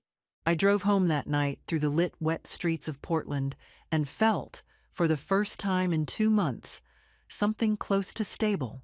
Diane and Carol were watching. I could feel it. The occasional text, the deliberate social media activity that seemed designed to be visible to me. Lily's photographs appearing more frequently on Diane's newly reactivated Instagram. I looked without reacting. I felt the pull, and I named it for what it was. And I did not move. They came on a Sunday morning in May, when the cherry trees on Elmwood Street were just past peak, and the petals were beginning to drift onto the sidewalk in small, irreversible accumulations. I had been gardening, nothing ambitious, just clearing the front beds of the winter debris I hadn't gotten to, and I heard the car before I saw it. Trevor's dark blue Audi, pulling up to the curb with the careful deliberateness of a vehicle being parked by someone who has been told not to appear aggressive. Diane got out first. She was carrying something. A casserole dish wrapped in a dish towel, the universal symbol of domestic goodwill. Trevor got out from the driver's side, and then, from the back seat, Carol Weston unfolded herself in her cream-colored blazer and her careful smile. I stood in my front garden with a pair of pruning shears and looked at the three of them on my sidewalk. "We should have called first," Diane said. "I know, I'm sorry, we wanted to see you." I set down the shears. "Come in," I said. I said it because I wanted to see what they would do inside my house. Because a person's strategy reveals itself in their behavior when they think they're winning, and they thought, three of them against one of me, a casserole a Sunday morning, they were winning. I made coffee. Carol complimented my kitchen. She had always been good at complimenting rooms, I noticed, specific enough to seem genuine, general enough to cost nothing. She touched the edge of the windowsill and said something about the light, about how she had always thought this house had such good bones. Trevor sat at the kitchen table and talked about the drive from their house, about traffic, about the spring weather, about nothing. He was a man most comfortable in neutral territory. I had never disliked Trevor. I had simply noticed that he did whatever Carol told him. Diane placed the casserole in the refrigerator without being asked, a small gesture of ownership that I also noticed, and then sat across from me. The conversation moved through its surface layers for perhaps 15 minutes. How was I doing? The garden. Barbara. Whether I had seen the new cafe that had opened on Belmont. Then Carol set down her coffee cup with a small, deliberate sound. "Peggy," she said, "we're worried about you." I looked at her. "We know you've been through a hard few months," she continued. "And I think there may have been some miscommunications, some things that felt hurtful that weren't meant that way. I want you to know that Diane has always spoken about you with so much love. We all want you to be part of Lily's life. That's why we're here. She was good. I will give her that." The tone was warm. The words were reasonable.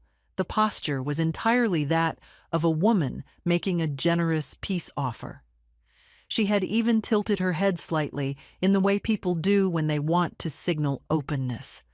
If I had not known what I knew, if Amy Weston had not called me from Scottsdale, I might have been moved. Not completely, but enough. And enough would have been sufficient for Carol's purposes. "That's kind," I said. Diane leaned forward. "Mom, we heard you made changes to your will, and I understand you were hurt, but I worry you made a decision when you were emotional that you'll regret. Our situation, with Trevor's business, with the baby, it's genuinely hard right now." There it was. There was the sentence Carol had come here to deliver through Diane's mouth. "I hear that," I said, "and I'm sorry your finances are strained. That's genuinely hard. So maybe, but my will is not going to change," I said. Diane looked at her hands. Trevor looked out the window. Carol looked at me with an expression that I can only describe as the face a person makes when they are deciding whether to escalate. She decided to escalate. Peggy. Her voice had changed, still controlled, but with something underneath it now, something harder that she had been keeping in reserve.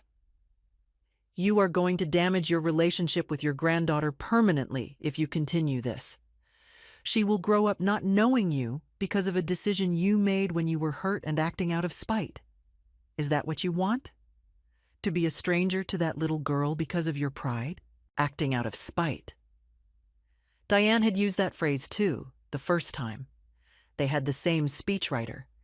And now Carol had added pride. Another word designed to reframe my self-protection as a character flaw. I thought of Lily. Of course I thought of Lily. Carol knew I would. That was precisely why she had said it. The image of a child growing up not knowing her grandmother's face. It was the sharpest instrument Carol owned, and she had just placed it on the table between us. What I want, I said, is a relationship with my granddaughter built on honesty, not as a reward for compliance. Carol stood. This is not who you are, Peggy. I think, I said, that you don't actually know who I am. They left 10 minutes later. Diane said nothing more. Trevor gave me a look on the way out. Not hostile, something closer to exhausted. And I thought I saw in it the brief, wordless acknowledgement of a man who understood that he was carrying weight that was not entirely his own. The casserole remained in my refrigerator, which I found oddly aggressive. I put it in the trash. After the door closed, I stood in my kitchen, and I felt it. A genuine spike of fear, low and cold in my chest. The threat about Lily had landed. Of course it had. That was the point.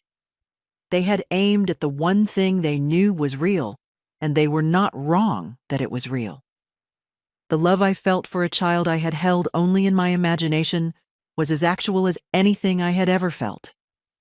Carol understood that. That understanding was what made her dangerous. But as I stood there, I noticed that the fear did not produce surrender. It produced something harder and cleaner. If they were willing to use a child as a bargaining chip, if that was their final argument, then I already knew everything I needed to know about the terms on which I refused to live. I called Barbara that evening. I also made a note in my yellow legal pad of exactly what Carol had said, the date and the time. I wrote down pride and spite and permanent damage. Her words in her order. I wrote down the time they arrived and the time they left. I was building a record.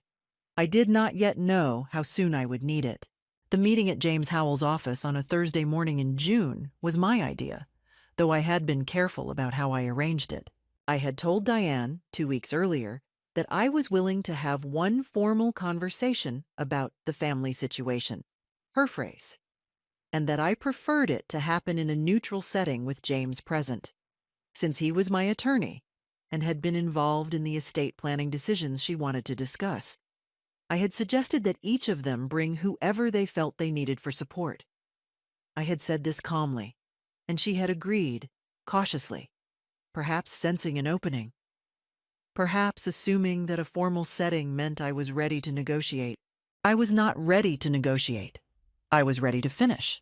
What Diane did not know was that Amy Weston was also in James's building that morning.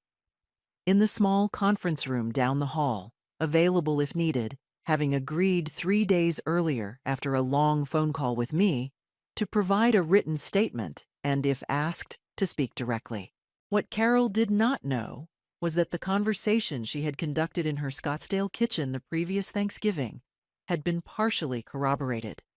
By Amy, yes, but also by 2 text messages that Amy had saved, exchanges between herself and Trevor, in which Trevor had referenced in his easygoing, indirect way that Mom thought it was better for them to have their own family bubble, and that Peggy had been a bit much. Trevor's summary of his mother's words, not his own assessment. Amy had forwarded those texts to me 3 weeks earlier, after a long and careful conversation, during which I had asked her directly whether she was willing to stand behind them. She had said yes. I had forwarded them to James. They arrived at 10. Diane, Trevor, and Carol, which told me something. Carol had not been able to resist. She was dressed as she always dressed for important occasions. Neat, unremarkable, entirely designed to project the reasonableness of a woman who has nothing to hide. James shook hands with all of them and showed no indication that anything other than a mediation was about to occur. We sat at the conference table. I chose the seat at the far end. James opened by explaining that this was an informal conversation, not a legal proceeding, and that his role was simply to provide a structured environment for a difficult family discussion. Carol nodded at this as if it were a reasonable arrangement she was graciously accepting, as if she were the one who had extended the invitation. I let the opening exchanges proceed without interruption. Diane spoke about feeling caught between people she loved. Trevor said something about wanting everyone to move forward. Carol spoke about family harmony and the importance of not letting misunderstandings calcify into grievances. She was calm and authoritative, and she used the word Peggy regularly, with a slight emphasis, in the tone one uses with someone slightly younger or slightly less competent than oneself. I sat and let her speak. I had learned in 30 years of difficult conversations that people reveal their strategy most completely when they believe they are succeeding. Then James said quietly, "Peggy, would you like to speak to the specific events that led to your estate decisions?" I looked at Carol. "Yes," I said. "I would."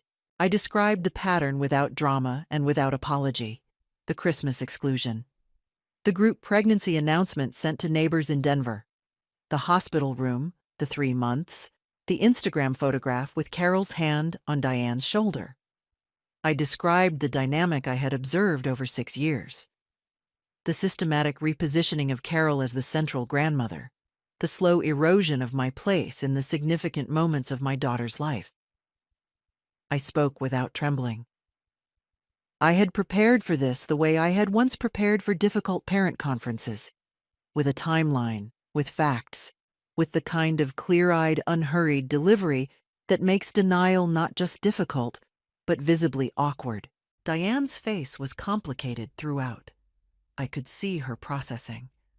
Not with anger, but with something slower and harder. The expression of someone watching a picture they had believed in reassemble itself into a different image.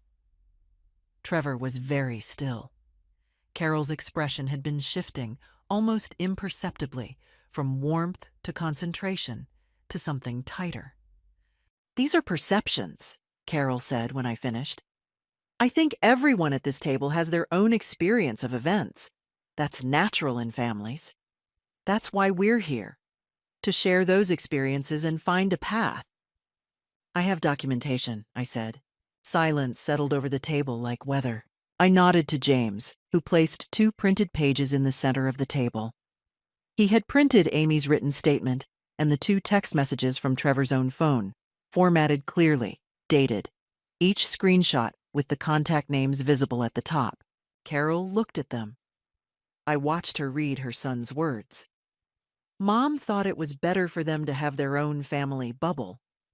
In his own casual texting syntax, which carried the unambiguous ring of a summary, not an invention.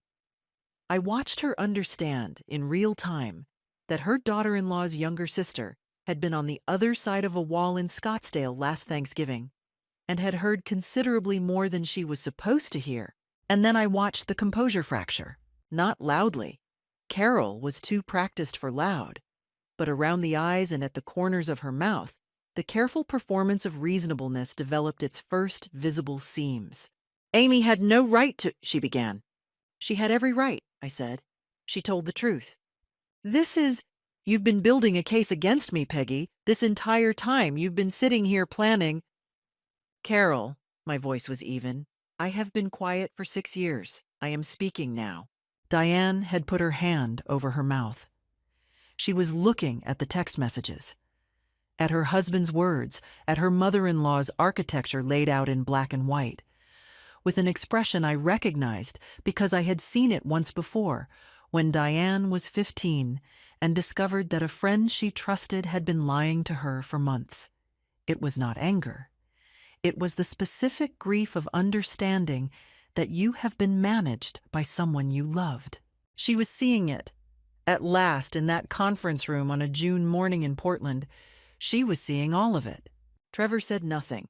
He had gone the color of old chalk. Carol tried twice more, redirecting, reframing, reintroducing the language of misperception and the complexity of blended families and what's best for Lily. Each time, James quietly redirected her to the documents on the table. Each time, the attempt landed with a little less authority than the one before. Like a fire that keeps reaching for oxygen, it can no longer find. The room did not erupt. There were no raised voices and nothing was thrown. What happened was quieter than that and more complete. Carol Weston ran out of ground to stand on, and every person in that room watched it happen in real time. That is a particular kind of defeat. It does not end with a bang. It ends with a woman in a cream blazer who cannot look directly at her son. The meeting in James's office lasted 2 hours and 40 minutes.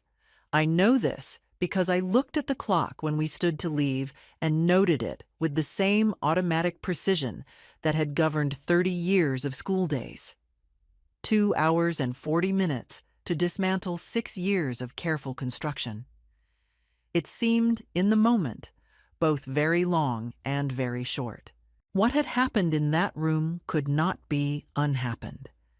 That was the nature of evidence, not that it created truth, which had always existed, but that it removed the comfortable distance between truth and acknowledgement.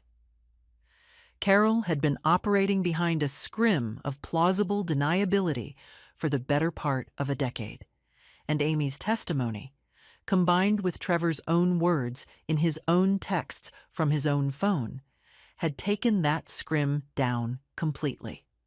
She could not reframe it. She could not smile her way past a written record. The document was not my opinion or my hurt feelings or my perception of events. It was her son's account of her instructions, time-stamped and signed.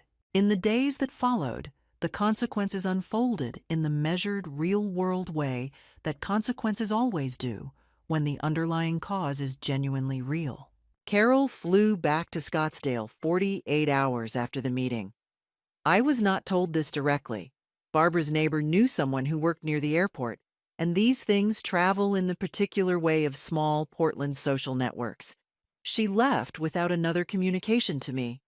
She sent no email, made no call, attempted no final reframe. That silence told me more than words would have. A woman who believes she still has ground to recover keeps talking. Carol had stopped talking. I received, about a week later, a brief email from Trevor, not Carol, notably, that was stilted and formal and said, in essence, that he was sorry if there had been any role in making me feel excluded, and that he hoped we could all move forward in a positive direction. It was the apology of a man who understood the full scope of what had happened, but could not yet say it plainly, perhaps because saying it plainly would have required him to name his mother in terms he wasn't ready for. I wrote back a single measured line. I appreciate you writing. I hope you will. I meant it. I had never held Trevor fully responsible for being his mother's son, though I had held him responsible for the choices he had made as an adult, and that accounting remained open between us. Diane called me on a Monday morning, 10 days after the meeting. A real call. Not a text, not a managed communication arranged after a conference with Carol, not a performance for anyone's benefit. She called at 8:15, which was early, which told me she had made the decision before the day had time to talk her out of it. She said, "Mom, I don't know how to say what I need to say." "Then say it badly," I told her. "It's all right." She cried. not the careful, contained emotion of the woman who had stood in my living room in April with her coat still on and her words prepared. This was the unguarded crying of someone working through something real and overdue, the kind of crying that doesn't care how it sounds. She said she hadn't understood how thoroughly she had been managed. She said she had told herself for years that she was simply keeping the peace, simply not making things complicated, and she had not let herself look at what that cost or who paid it. She said she was ashamed about the hospital. She said she had been sitting in that rocking chair with her mother-in-law's hand on her shoulder, and something had felt wrong, and she had ignored it because she didn't know how to navigate two mothers who occupied different sizes of space, and she had taken the path of least resistance, and that path had led here, and she was sorry. I listened to all of it. I did not interrupt. I did not reassure prematurely. When she finished, I waited a moment, and then I said, "I believe you, and I need us to do this differently going forward." "I know," she said. "I want to. I need to. That means I come to your house. I meet Lily on a regular schedule. I am included in the things that a grandmother is part of, not as a courtesy, not on the condition that it doesn't inconvenience anyone else's plans." "Yes. And it means that my relationship with my granddaughter is not paused or rearranged based on Carol's visit schedule. When she comes to town, I don't disappear. My Tuesday is still my Tuesday." A longer pause. I heard her breathe. Then, "Yes, I understand. That's fair." We talked for another 40 minutes. We did not resolve everything. There was far too much history in that wound for a single phone call to close it. But we established the terms of a beginning. That, I had learned, was the only honest way to start. Not with forgiveness declared like a finish line crossed, but with terms agreed upon and a direction chosen. The will remained changed. I want to be clear about this because I think it matters. The revisions I had made were not a punishment to be undone once behavior improved. They were a correction of a document written for a relationship that no longer existed in its original form. The new structure reflected reality. Charitable trusts for causes I believed in, an independent education fund for Lily that I controlled and that could not be redirected by anyone else's circumstances, and a reduced but genuine inheritance for Diane. Reduced not out of malice, but because I was no longer willing to pretend that the relationship we had was the relationship I had always assumed it to be. We were starting over. The new will reflected the start, not the fantasy of the prior years. James had advised me, with his characteristic quiet precision, that removing Lily entirely from any future consideration would serve no one. He was right. She was 4 months old. She had done nothing wrong except be born into a complicated family, which is not a crime. It is simply a condition that most humans share. 3 weeks after the phone call, I drove to Diane and Trevor's house in the late light of a Tuesday afternoon. Diane opened the door before I reached the porch. She had been crying recently. Her eyes were still slightly pink at the edges, but she stood straight, and she stepped aside to let me in without the managed ceremony of someone performing reconciliation. She led me down the hall and into the living room. Lily was in a bouncy seat by the window, studying the particular quality of the late afternoon light, the way very young infants do, with that completely unguarded total attention that is one of the most extraordinary things a human face is capable of expressing. I sat down next to her. I picked her up with the care of someone holding something they have waited too long to hold. Not fragile, but precious, which is different. She was warm and solid and real in the way that no photograph is ever quite real. She smelled of powder and something softer underneath it, the particular scent that belongs only to very new people. She looked at me with the unfocused, searching seriousness of a 4-month-old encountering a new face. I looked back at her without performing anything. "Hello," I said. "I'm your other grandmother." and that was enough to begin. The year that followed was, in many ways, the quietest of my adult life, and the best. I want to be careful not to make it sound simpler than it was. The rebuilding of a relationship like the one Diane and I had damaged takes more than one phone call and one afternoon with a baby in a living room. There were awkward visits and careful conversations and moments where I could feel us both navigating the new geography of what we had become to each other. Not the mother and daughter of assumption, but two women who had seen something real between them and were choosing, deliberately and with full knowledge of the alternative, to try again. But we did try. That was the difference. We tried with our eyes open. I began visiting on Tuesdays and occasional Sundays.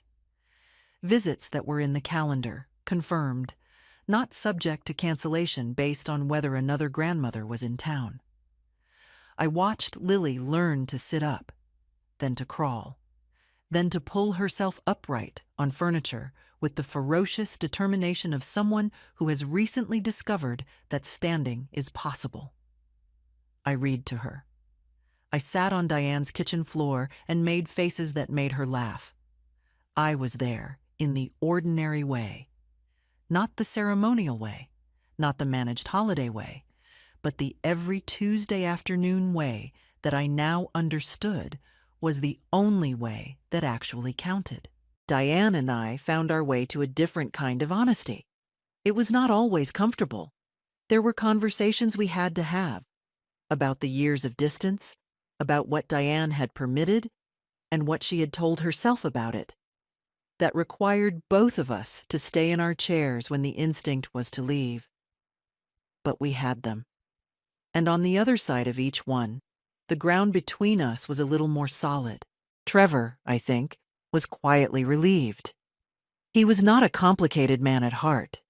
He was a man who had spent his adult life navigating between a very strong mother and whatever family he was trying to build, and the meeting at James's office had clarified something for him that he had not previously allowed himself to see. He was not warm to me in the way Diane was, but he was present and decent, and that was more than enough. Carol Weston did not come back to Portland. Part of it was the natural consequence of the exposure in James's office, of having her strategy documented and named in a room with witnesses. But part of it was something more concrete. Trevor had spoken to her in the weeks after the meeting and told her, with more directness than he had previously managed, that she was welcome in their lives, but not in their decisions. According to Amy, Carol had received this with the frozen composure of a woman who was accustomed to winning and had encountered something she did not know how to categorize. She visited once the following October for 3 days. I simply arranged my Tuesday for the following week.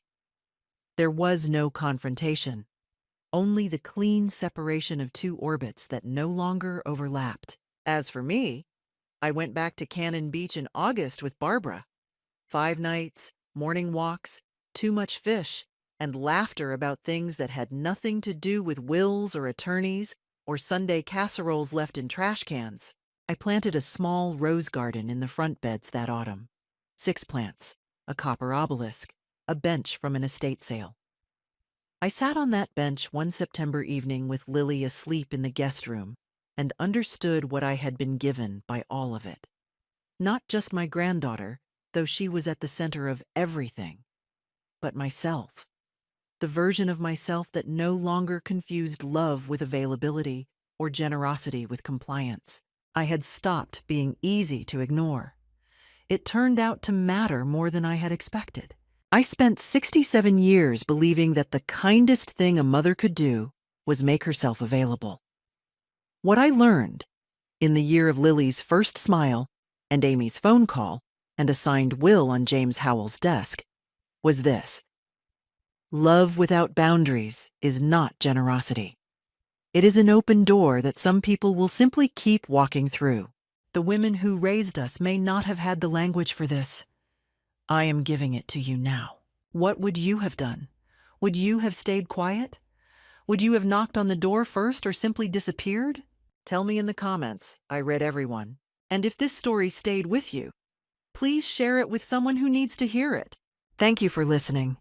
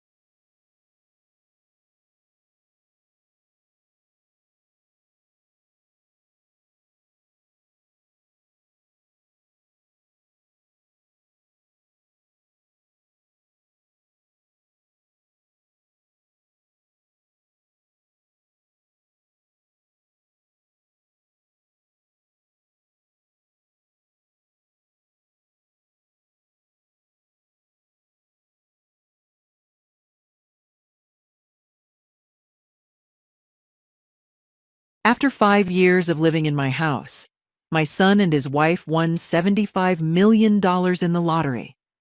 That same day, she pushed me out the door. "Get out to a nursing home. We don't need your pity." I smiled. "Dear, did you check the name on the ticket?" Good day, dear listeners. It's Clara again. I'm glad you're here with me. Please like this video and listen to my story till the end, and let me know which city you're listening from. That way I can see how far my story has traveled. I used to think that a house full of family was the greatest gift a woman could ask for in her old age. I was wrong. My name is Margaret Harlow. Most people call me Maggie. I am 68 years old, a retired school teacher, and for 31 years I lived in the same white clapboard house on Elm Creek Road in Denton, Ohio. My husband Gerald built the back porch with his own hands. He died of a heart attack in the driveway in the spring of 2016, and after that, it was just me, the house, and the sound of the wind through the oak trees he planted the year we got married. For 3 years after Gerald's death, I managed fine on my own. I had my pension, my garden, my neighbor Ruth, and enough sense to know that loneliness and helplessness are not the same thing. But when my son Daniel called me in the fall of 2019 and said that he and his wife Christine had hit a rough patch financially, his contracting business had slowed, they'd fallen behind on rent, I didn't hesitate. "Come stay with me," I said. "This house is too big for one person anyway." That was my first mistake. Not loving my son. That was never a mistake. The mistake was not asking more questions about Christine. She arrived with her chin already lifted at a slight angle, as if the air inside my house required evaluation before she chose to breathe it. She was 34, sharp-featured, with a talent for compliments that somehow left you feeling diminished. "What a cozy little place," she said, the first afternoon, looking up at the 12-foot ceilings in the living room. I smiled and showed her to the guest room, which I had repainted and furnished with a new mattress the week before their arrival. In those first months, it was manageable. Daniel helped me with the yard. Christine contributed to groceries sometimes. We had dinners together on Sundays. I told myself it was working. But I had been a teacher for 34 years, and teachers learn to read the room. By the second year, I noticed the small things. Christine rearranged my kitchen without asking. She moved Gerald's photograph from the mantel to a shelf in the hallway. When I put it back, she moved it again. She referred to the house as our place on the phone with her friends. She complained about my television habits, my cooking smells, the hour at which I woke up. Daniel said nothing. He had always been a gentle soul. Too gentle, Gerald used to say, though he meant it with love. By the third year, Christine had stopped knocking before entering my bedroom. By the fourth, she had begun to speak to me in the particular tone reserved for children and the senile. Slow, over-enunciated, with a bright, artificial smile. I said nothing. I watched. That is also something teaching had given me. Patience. Then, in the spring of 2024, I did something I had never done in my life. I bought a lottery ticket. Not out of desperation. I am not that kind of woman. I bought it because Ruth dared me to at the gas station on Route 9, and because it cost $2, and because sometimes at 68 you do small, foolish things just to feel the possibility of something unexpected. I bought 2 tickets. I kept one. On impulse, on pure passing generosity. I gave the second one to Daniel as he walked through the kitchen that evening. He thanked me without looking up from his phone. I forgot about it. 3 weeks later, the world changed. Daniel had checked his ticket, the one I gave him, and discovered 5 matching numbers and a bonus ball. The prize was $75 million. The house became something I didn't recognize. There were phone calls, lawyers, a financial advisor who arrived in a suit that cost more than my car. Christine floated through the rooms with a brightness that had nothing to do with joy and everything to do with power. She bought new furniture and had it delivered before asking me. She spoke of investments and properties and our future with a frequency that excluded the word we entirely. I watched all of it from my kitchen table, drinking my morning coffee, and I felt something cold and quiet settle in my chest. And then came the morning it happened. It was a Tuesday. I remember that. I was standing at the kitchen counter slicing an apple when Christine walked in wearing a silk robe I'd never seen before, poured herself coffee from my pot, and said, without turning to look at me, "Maggie, we've been talking. You'd probably be more comfortable somewhere with people your own age. There's a very nice assisted living place on the other side of Denton. We'd cover the cost, of course." I set down the knife. I looked at her. She turned, finally, and her expression was not unkind, which was almost worse. It was the expression of someone doing the reasonable thing. "This is my house," I said. Something crossed her face then. The mask slipped. "Not for much longer," she said, and her voice was quiet and utterly certain. "We don't need your charity anymore, Maggie. We don't need you. Pack what you need." Daniel agrees. She walked out of my kitchen, the room where I had taught my son to make pancakes on Saturday mornings, where Gerald and I had sat on the last night of every year, drinking cider and talking about the one ahead. I stood there for a long moment, then I smiled. Because Christine had made one catastrophic error, and she didn't know it yet. She had never once asked me about the other ticket. I walked down the hallway to my bedroom, closed the door, and sat on the edge of Gerald's side of the bed. That is where I always went when I needed to think clearly. His side. The pillow had lost his smell years ago, but the habit remained. And sometimes habit is all that holds you together. I sat there for a long time. Let me be honest about what I felt in those first minutes, because I think honesty is the only thing worth offering at this point in the story. I felt afraid. Not the sharp, dramatic fear of crisis, but the dull, grinding fear of the elderly and powerless. The fear that the world has quietly reorganized itself around you while you weren't looking, and that no one intends to tell you. I was 68 years old. I had a pension of $1,900 a month.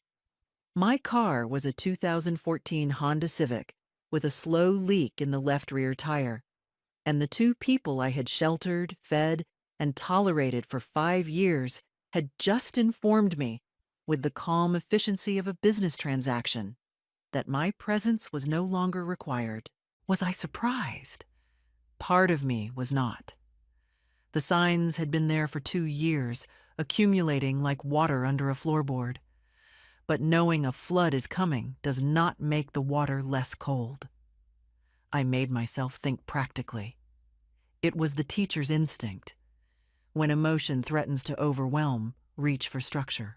I owned the house. That was the first fact. The deed was in my name, Margaret Ann Harlow, registered at the Denton County Clerk's office. I had bought this house with Gerald in 1991, and when he died, it passed to me entirely. No one had asked me to sign anything. No one had offered me money for it. No one had the legal right to remove me from it. Christine's declaration, not for much longer, was not law. It was threat. But threats from people with $75 million are not the same as threats from people without. I thought about that. I thought about what money could do. Lawyers, delays, harassment, pressure. I had read enough in the news to know that wealth changed the geometry of any dispute. They could make my life miserable even without any legal ground. They could contest my mental competency. They could claim I was no longer able to maintain the property. They could simply make living here so unpleasant that I chose to leave on my own. Had Christine already thought of that? Probably. She was not a stupid woman. She was a calculating one, which is more dangerous. I sat with the fear until it became something I could hold at arm's length. Then I got up, went to the small desk in the corner of my room, Gerald's desk, a roll top he'd inherited from his father, and opened the bottom left drawer. The lottery ticket was there, inside a plain white envelope, exactly where I had placed it 3 weeks ago, and then forgotten. I took it out. I looked at it. The numbers were printed in black ink on thin paper. 7 digits that corresponded, I now knew for certain, to a prize of $75 million. Because the ticket I had given Daniel was ticket number 2, the duplicate, and this was ticket number 1. Same drawing, same purchase, same register receipt still folded in the back of my wallet. Here is what no one in that house knew. In Ohio, a lottery prize belongs to the named claimant on the submitted ticket. You cannot claim a prize on a ticket you did not purchase unless ownership is legally established. I had purchased both tickets. I had the receipt. I had not signed the ticket I gave Daniel, and he, in his excitement, had not yet submitted it for official processing. He had a lawyer looking into it. That much I'd overheard through the wall, which meant there was still time. I knew I needed help, not family. Family had just demonstrated its value.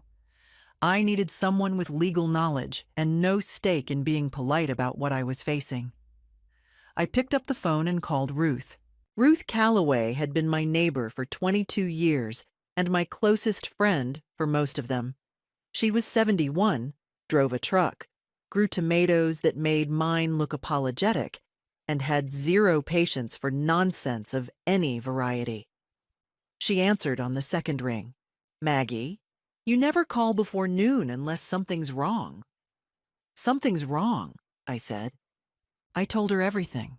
The ticket, the scene in the kitchen, Christine's words, the $75 million, my ticket in the bottom drawer. I spoke steadily, without drama, the way I'd learned to report difficult things to parents at school conferences. When I finished, Ruth was quiet for a moment. Then she said, "Do you have a lawyer?" "Not since we closed on the house in '91. My nephew David is in family and property law in Columbus. He's good, and he doesn't waste time. Can I call him today?" "Yes," I said. "Don't tell Daniel or Christine anything," Ruth said. "Not one word. If they ask where you're going or who you're talking to, you're visiting a friend or you're running errands. Can you do that?" "I taught middle school for 34 years, I said. "I can keep a secret from a 34-year-old. Ruth laughed, and for the first time since that morning, something in my chest loosened slightly. The plan was simple at this stage. Barely a plan at all, just a direction. Find a lawyer. Establish what I actually owned and what rights I actually held. Then determine the question that had been circling in my mind since I looked at that ticket.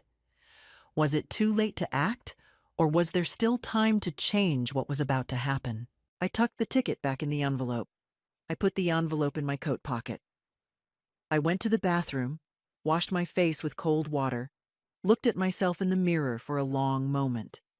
I was not a woman who had ever needed rescuing. I did not intend to start now. 2 days later, I drove to Columbus. I told Christine I was visiting an old colleague from my teaching years, which was close enough to the truth that I felt no particular guilt about it. She didn't press me. She was on a video call with a real estate agent when I left. Walking through virtual tours of properties I suspected she was already imagining as hers. Daniel was in the garage. He lifted 2 fingers in a wave as I backed down the driveway. I waved back. The drive to Columbus was an hour and 20 minutes on Route 33. I listened to a public radio program about migratory birds and felt, for stretches of highway, almost peaceful. Ruth's nephew, David Calloway, had his office on the fourth floor of a modest building near the Short North District. He was 39, methodical, with the particular calmness of a man who had heard a great many versions of family crisis and was no longer surprised by any of them. He offered me coffee, and I accepted, and then I put the lottery ticket on his desk, along with the gas station receipt, and explained the situation without editorializing.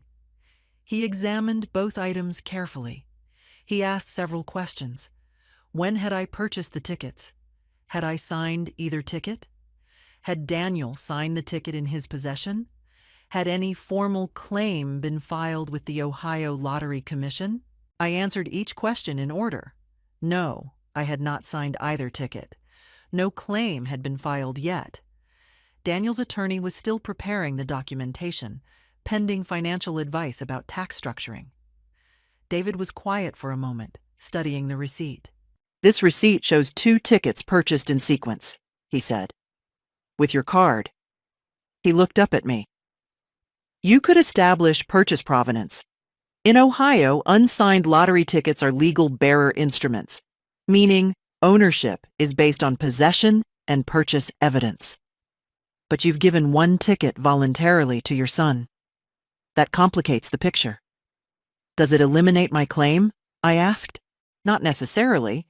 You gave him a ticket as a gift, but the gift of a physical ticket and the gift of the winnings attached to it are 2 different legal questions, especially if the ticket was purchased with your funds and no documentation of the transfer of beneficial interest exists." He paused. "The more immediate issue is this. If he files that ticket for a prize claim, before you take any legal steps, the commission will process it and the money will move. Once that happens, recovery becomes exponentially harder." "How long before they can file?" "Claims on prizes of this size require original ticket submission and identity verification. His attorney needs to complete the tax structuring first, which typically takes 2 to 3 weeks in cases like this. My guess, you have 10 days, possibly 2 weeks, before they submit." 10 days. "What do I do?" David set down his pen. "First, I draft a legal notice, a letter asserting your ownership interest in the ticket and notifying the Ohio Lottery Commission of a disputed claim. This doesn't freeze the prize, but it creates an official record before any claim is filed. Second, we document everything: the purchase receipt, your bank statement showing the card transaction, a sworn affidavit from you about the circumstances." He looked at me carefully. "This will not be invisible. When they receive the notice, Daniel and Christine will know." "I know," I said. "Are you prepared for that?" I looked down at the ticket on his desk. $2 of thin paper that had somehow become the axis around which everything in my life was turning. I thought about Gerald's porch. I thought about Christine moving his photograph. I thought about the particular tone of her voice. "We don't need you." "Yes," I said. "I'm prepared." David began typing. He pulled up the Ohio Lottery Commission's dispute notification protocol and walked me through it. He showed me the form used to assert a competing ownership claim prior to official prize submission. He explained that a notice filed in advance created a legal paper trail that would require the commission to acknowledge the dispute before releasing funds. It was not a guarantee. It was a flag planted in the ground. Then he showed me something else, something that made the room feel very quiet. He had searched the commission's public filing database while we spoke. Daniel's attorney had submitted a preliminary registration of intent to claim, a standard procedural step, 48 hours earlier. They had already started. "They're moving faster than expected," David said. "Christine," I said simply. He nodded. He understood without requiring elaboration. "Then we file today," he said. He prepared the notice that afternoon. I signed the affidavit. He notarized it. By 4 o'clock, the letter was sent by certified mail and electronic submission to the Ohio Lottery Commission's legal department, asserting that Margaret Ann Harlow, as the purchaser and original holder of both lottery tickets issued in transaction number 447-9182-C at the Rudders gas station on Route 9 in Denton, Ohio, maintained a legal ownership interest that had not been formally transferred, and requesting that no prize disbursement be made pending resolution of the dispute. David walked me to my car. "They will be angry," he said. "Yes," I said. "Are you safe at home?" I thought about that honestly. "They won't be physically dangerous," I said. "Christine is ruthless, not violent. And Daniel has never raised his voice to me in his life." "Call me if anything changes," he said. He gave me his cell number. "Don't discuss the case with them. If they confront you, say only that you're getting legal advice. You don't owe them details." I drove home in the late afternoon light, past fields going gold and flat, and I felt something I hadn't expected. Not triumph, not fear, but a deep and steady clarity. I had planted the flag. Now I would see who came to pull it up. I turned onto Elm Creek Road, pulled into the driveway, turned off the engine. The lights were on in every room of the house. I had not yet taken my coat off. I was still standing in the entryway, keys in hand, when Christine appeared at the end of the hallway. She was holding her phone, and her expression was the kind that has moved past anger into something colder and more deliberate. "We need to talk," she said. Daniel appeared behind her a moment later. He looked the way he had as a boy when he'd broken something, not so much guilty as afraid of what came next.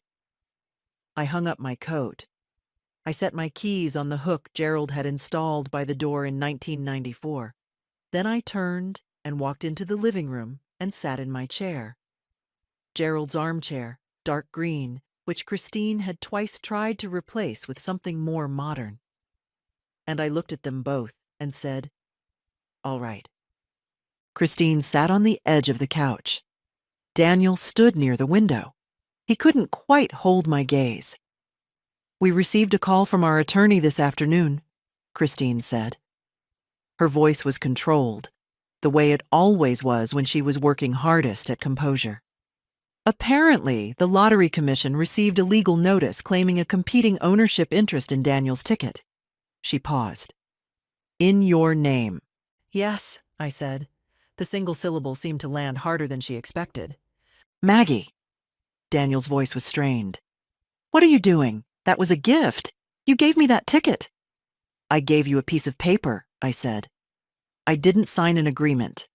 I didn't file a transfer of ownership. I have the purchase receipt with my card number, and both tickets were bought in the same transaction." "That is not how gifts work," Christine said. "That is exactly how bearer instruments work under Ohio law," I said. David had given me those words specifically. I had practiced them in the car. Christine's jaw tightened. "This is a legal stunt. You're trying to steal money that belongs to us." I looked at her. "You told me 2 days ago to pack my things and leave my own house," I said. "You said you don't need my charity. So I decided to take your advice and stop being charitable." Silence. Then Christine leaned forward. Her voice dropped into a register I hadn't heard from her before. Not quite a threat, but the shape of one.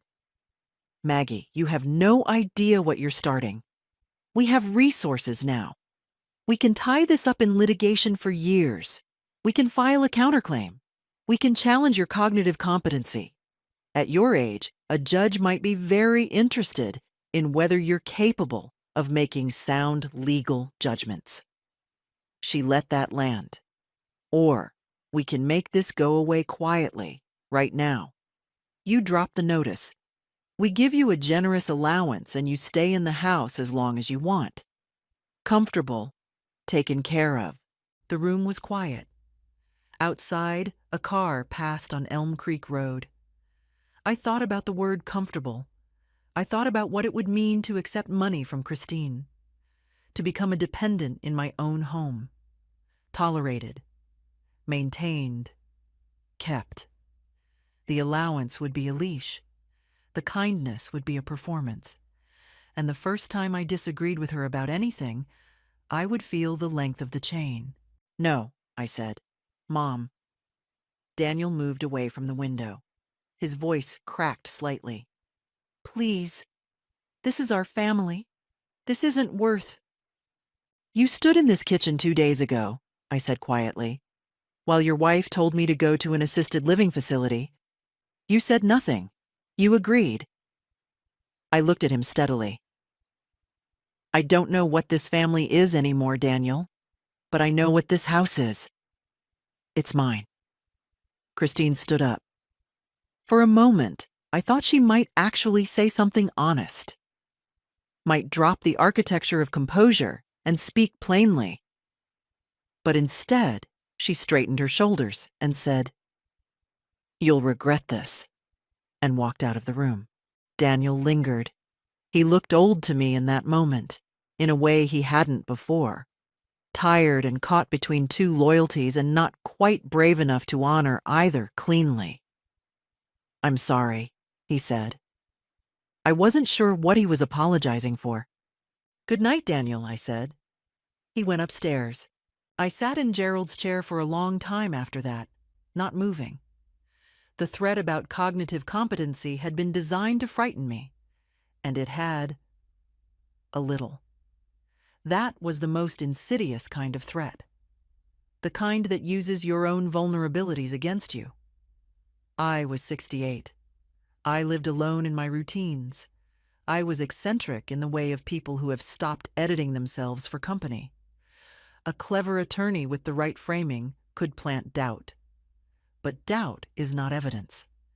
And I had a receipt, a bank statement, a notarized affidavit, and David Calloway. Over the next 3 days, I let myself rest. I slept. I read.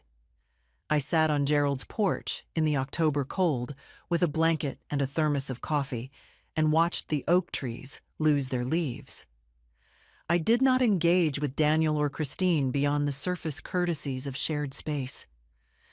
I texted David each morning with any new developments. There were none. On the third day, I felt the fear recede far enough that I could see past it. I was not comfortable. I was not safe in the easy sense of the word. But I was clear. And clear, I had learned a long time ago, was enough to work with. On the fourth morning after the confrontation, Christine came downstairs and made me breakfast. That was how I knew the strategy had changed. She set a plate of scrambled eggs and toast on the table in front of me without a word, poured us both coffee, and sat down across from me with a small, careful smile. The silk robe was gone. She was wearing something ordinary, a gray cardigan I'd seen before, and her hair was pulled back simply. She had, I realized, studied how to appear less threatening. I want to apologize, she said. For the other night. I was cruel, and I shouldn't have been. I looked at the eggs. They were well made, properly seasoned, not overcooked. Christine was, among other things, a competent cook when she chose to be. Thank you for breakfast, I said. Maggie. She folded her hands on the table. I know we've been difficult to live with. I know I haven't always been kind. But we're family. And I've been thinking, what if we started over? Really started over? She paused with the precision of someone who has rehearsed the pause. The money changes everything. We could buy a beautiful house for you wherever you want. The beach, if you like. Florida. Somewhere warm. Fully paid. In your name. No strings. I drank my coffee. And the legal matter, I asked? If we can settle this between ourselves, keep lawyers out of it, I think everyone walks away better. She meant I would walk away with a house in Florida, and she would walk away with $75 million. I looked at her across my kitchen table. In my kitchen, in my house, in the chair where Gerald used to read the morning paper, and I felt something very calm settle over me, the way temperature drops just before a storm clears. "I'll think about it," I said. That was all I said. I finished my breakfast, thanked her again, and went to get dressed. Because here is the thing about that offer. A house in Florida, fully paid in my name, actually had monetary value. It was not nothing. And for approximately 45 seconds, as I stood in front of my closet choosing a sweater, I considered it as a real option. The honesty of that 45 seconds felt important to acknowledge. I am not a person who pretends to be above temptation. But then I thought about what I would be accepting. Not just a house. I would be accepting the premise that my home, my history, and Gerald's porch were worth less than the inconvenience I was causing Christine. I would be accepting that $75 million purchased the right to rewrite what belonged to whom. I would be accepting defeat, not because I had lost, but because the price offered for my surrender was high enough. I put on my blue cardigan and called Ruth. "She made you eggs," Ruth said when I finished telling her. "Very good eggs," I said. "Florida house." That was the offer. Ruth was quiet for a moment. "What did David say?" "I haven't called him yet. I wanted to call you first." "Call him second," she said. "Then come for dinner tonight. I'm making pot roast, and I want you to meet someone." That evening I drove to Ruth's. The someone turned out to be Pastor Carol Fenner from the First Methodist on Lincoln Street, who had been Ruth's friend since choir in the 90s. She was 65, recently retired from her congregation's official duties, but still very much present in the community, and she had, Ruth told me over pot roast, counseled more families through inheritance disputes than most people would believe. "People lose themselves over money," Pastor Carol said, cutting her bread with quiet efficiency. "Even people who seemed perfectly decent before it arrived." "Christine was never perfectly decent," I said. "No," Ruth said. "She was always this. The money just removed the reason to hide it." I told them both everything. The ticket, the legal notice, the threats, the eggs. Carol listened without interrupting. When I finished, she said, "You're doing the right thing, and you're not alone in it. Half this town watched you take those two in 5 years ago, and not once complain. That surprised me." "People noticed?" "Maggie," Ruth said. "We see what we see." I drove home that night, feeling something I hadn't felt in weeks. Accompanied. Not rescued. Not advised. Simply seen. There were people who knew what had happened in that house, and who would be willing to say so, in whatever form saying so was required. Christine was in the living room when I got back, watching television with Daniel. She looked up when I came in. "Did you think about our conversation?" she asked. "I did," I said pleasantly. "Good night." I went to my room and called David. "Hold the course," he said when I told him about the offer. "An informal settlement now, without documentation, benefits them entirely. If they're offering, it means they're worried about what a formal proceeding looks like." He paused. "Has she escalated in any other way?" "Not yet," I said. "She will," he said. "When the soft approach doesn't work, they'll go harder. Be ready." I said goodnight and put the phone on the charger. Outside my window, the oak trees Gerald planted were bare now against the October sky. I sat with that view for a long while, the way you sit with something that has always been there, and you have not always understood the full value of. Then I set my alarm and went to sleep. They came on a Saturday, not separately, not casually. Together, and with the particular formality of people who have prepared what they are going to say. Daniel knocked on my bedroom door at 10 in the morning, which he almost never did, and asked if I would join them in the living room. I knew what this was. I had seen it in parent-teacher conferences. The united front, the practiced tone, the agenda dressed up as conversation. I put on my shoes and went. Christine was already seated, hands folded, wearing the gray cardigan again. The careful wife costume. Daniel sat beside her and left me the armchair, which I appreciated for the symbolism, if nothing else. "We want to have an honest conversation," Daniel began. He had clearly written this, or Christine had written it, and he had memorized it. No lawyers, no letters, just family. "All right," I said. "Mom." His voice was softer than I had heard it in years. For a moment, he sounded like himself, like the boy who used to bring me dandelions from the backyard because he thought they were beautiful. "I know things have been hard between all of us, and I know I should have spoken up more. I should have been more." He stopped. His jaw worked. "I'm sorry I didn't protect you better. It was well done." I felt the pull of it, the old attachment, the mother love that doesn't ask to be earned and doesn't disappear cleanly even when it should. I felt it, and I let it be felt, and I did not let it move me. "Thank you," I said. Christine leaned forward. "Maggie, we're not your enemies. We've been living together for 5 years. We've had hard moments, both of us.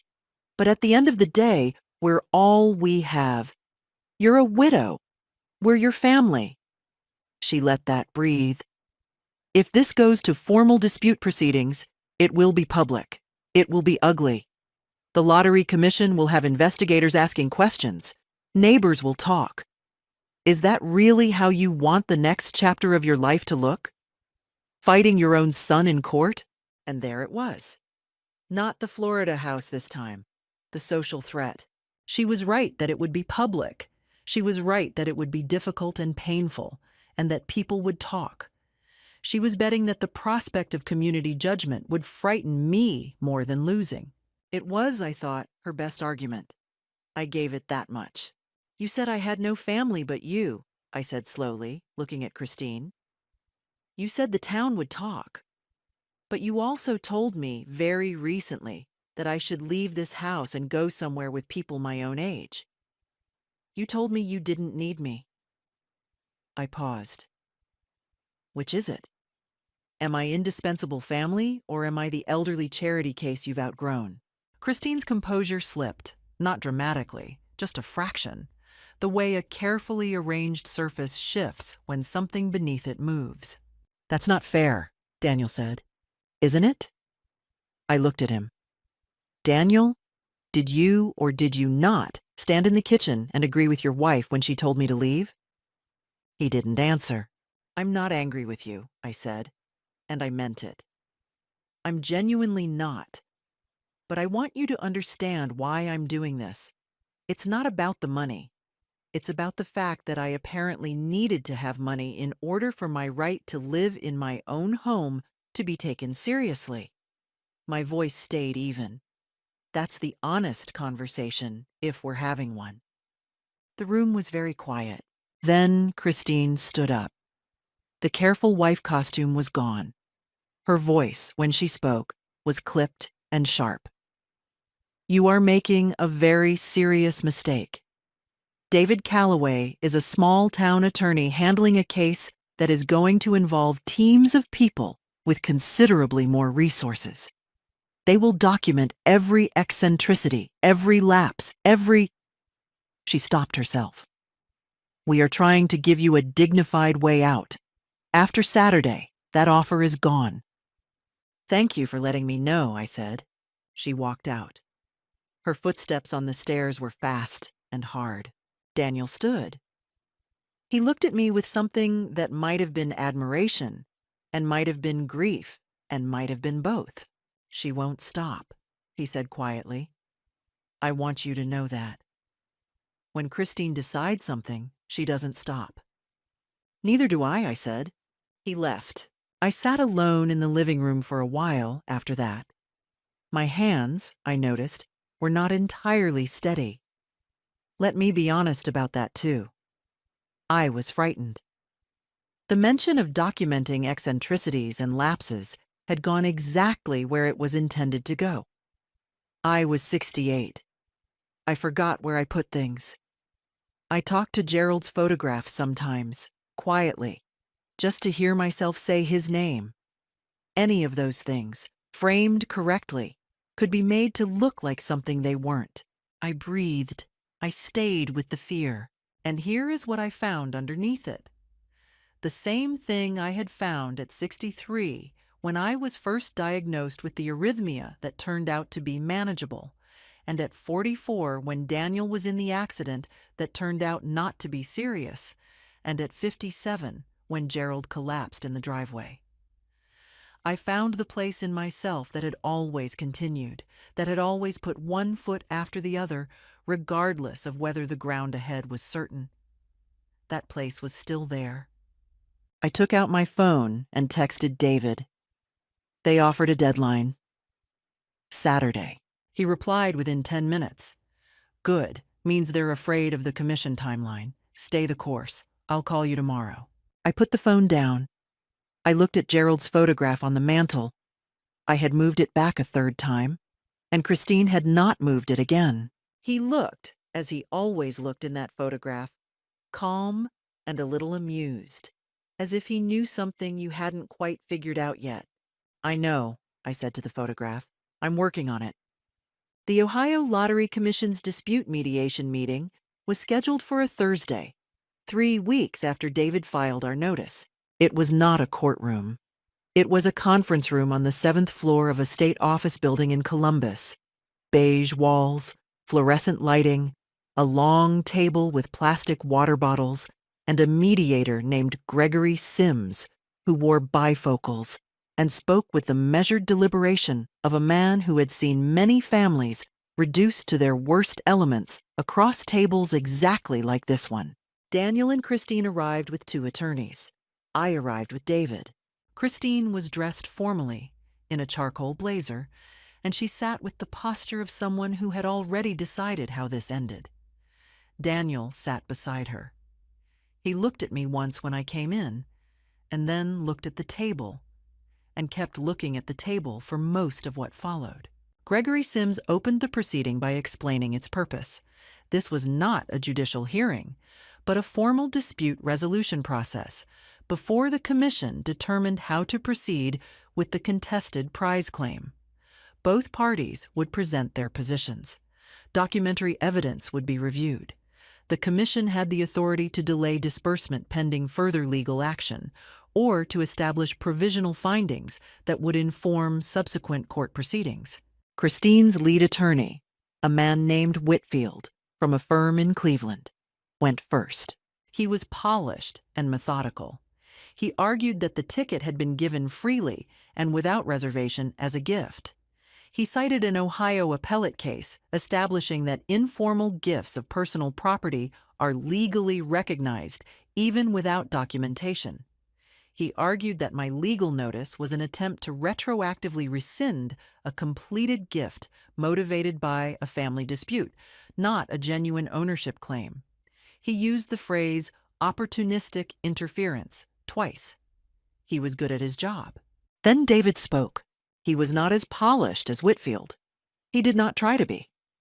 He placed 3 documents on the table: the gas station receipt showing a single card transaction for 2 tickets, my bank statement confirming the charge to my account, and a printed summary of Ohio Lottery Commission Regulation 3770:1-9-08, which establishes that prize entitlement for bearer instrument tickets requires documented proof of purchase in the absence of prior signed transfer. Mrs. Harlow purchased both tickets, David said, with her card, in a single transaction. There is no signed document transferring ownership of the winning ticket to Daniel Harlow. There is no witness transfer. There is no contemporaneous record of any kind establishing that the beneficial interest in the winnings passed from purchaser to recipient. He paused. Mr. Harlow received a piece of paper. That piece of paper has not been legally established as a gift of its associated financial rights. Whitfield objected that the distinction was academic, that gifts of property do not require documentation. David agreed. in ordinary circumstances. But this is not an ordinary circumstance. The asset in question is worth $75 million. The Commission's own regulations require clear evidence of purchase provenance in disputed claims. Mrs. Harlow has provided that evidence. The opposing party has provided testimony. Gregory Sims removed his bifocals and set them on the table. Mrs. Harlow, he said, looking at me directly for the first time. In your own words, what was your intent when you gave the ticket to your son? Every head in the room turned toward me. I had thought about this question for weeks. I had turned it over every morning with my coffee and every night before sleep. What had my intent been? I had given Daniel a lottery ticket on impulse, carelessly, the way you hand someone a piece of gum. I had not intended to give him $75 million because $75 million had not existed yet.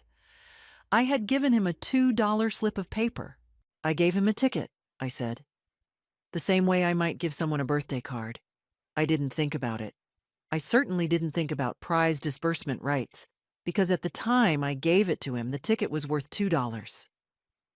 I looked at Gregory Sims steadily. If I had handed him $2 in cash that day instead of a ticket, and then that cash had somehow become worth $75 million, I don't believe anyone at this table would argue that the transformation in value was also part of the gift. Whitfield began to object. Christine put her hand on his arm, which meant stop. She leaned forward. This was when she made her mistake. This is absurd, she said. Her voice had shed its professional distance. She was speaking now as herself, without the architecture. She gave him the ticket.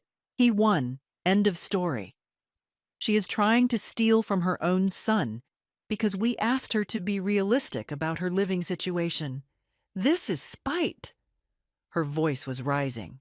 This is an old woman's spite, dressed up in legal language, and everyone in this room knows it. The room went quiet, in the way rooms do when someone has said the precise wrong thing. Gregory Sims put his bifocals back on. David said nothing. He did not need to. I looked at Christine across the table. Her face was flushed. Her composure, maintained for weeks through breakfasts and living room performances and rehearsed apologies, was gone. What remained was what had always been underneath it. The absolute conviction that she was owed what she wanted, and a genuine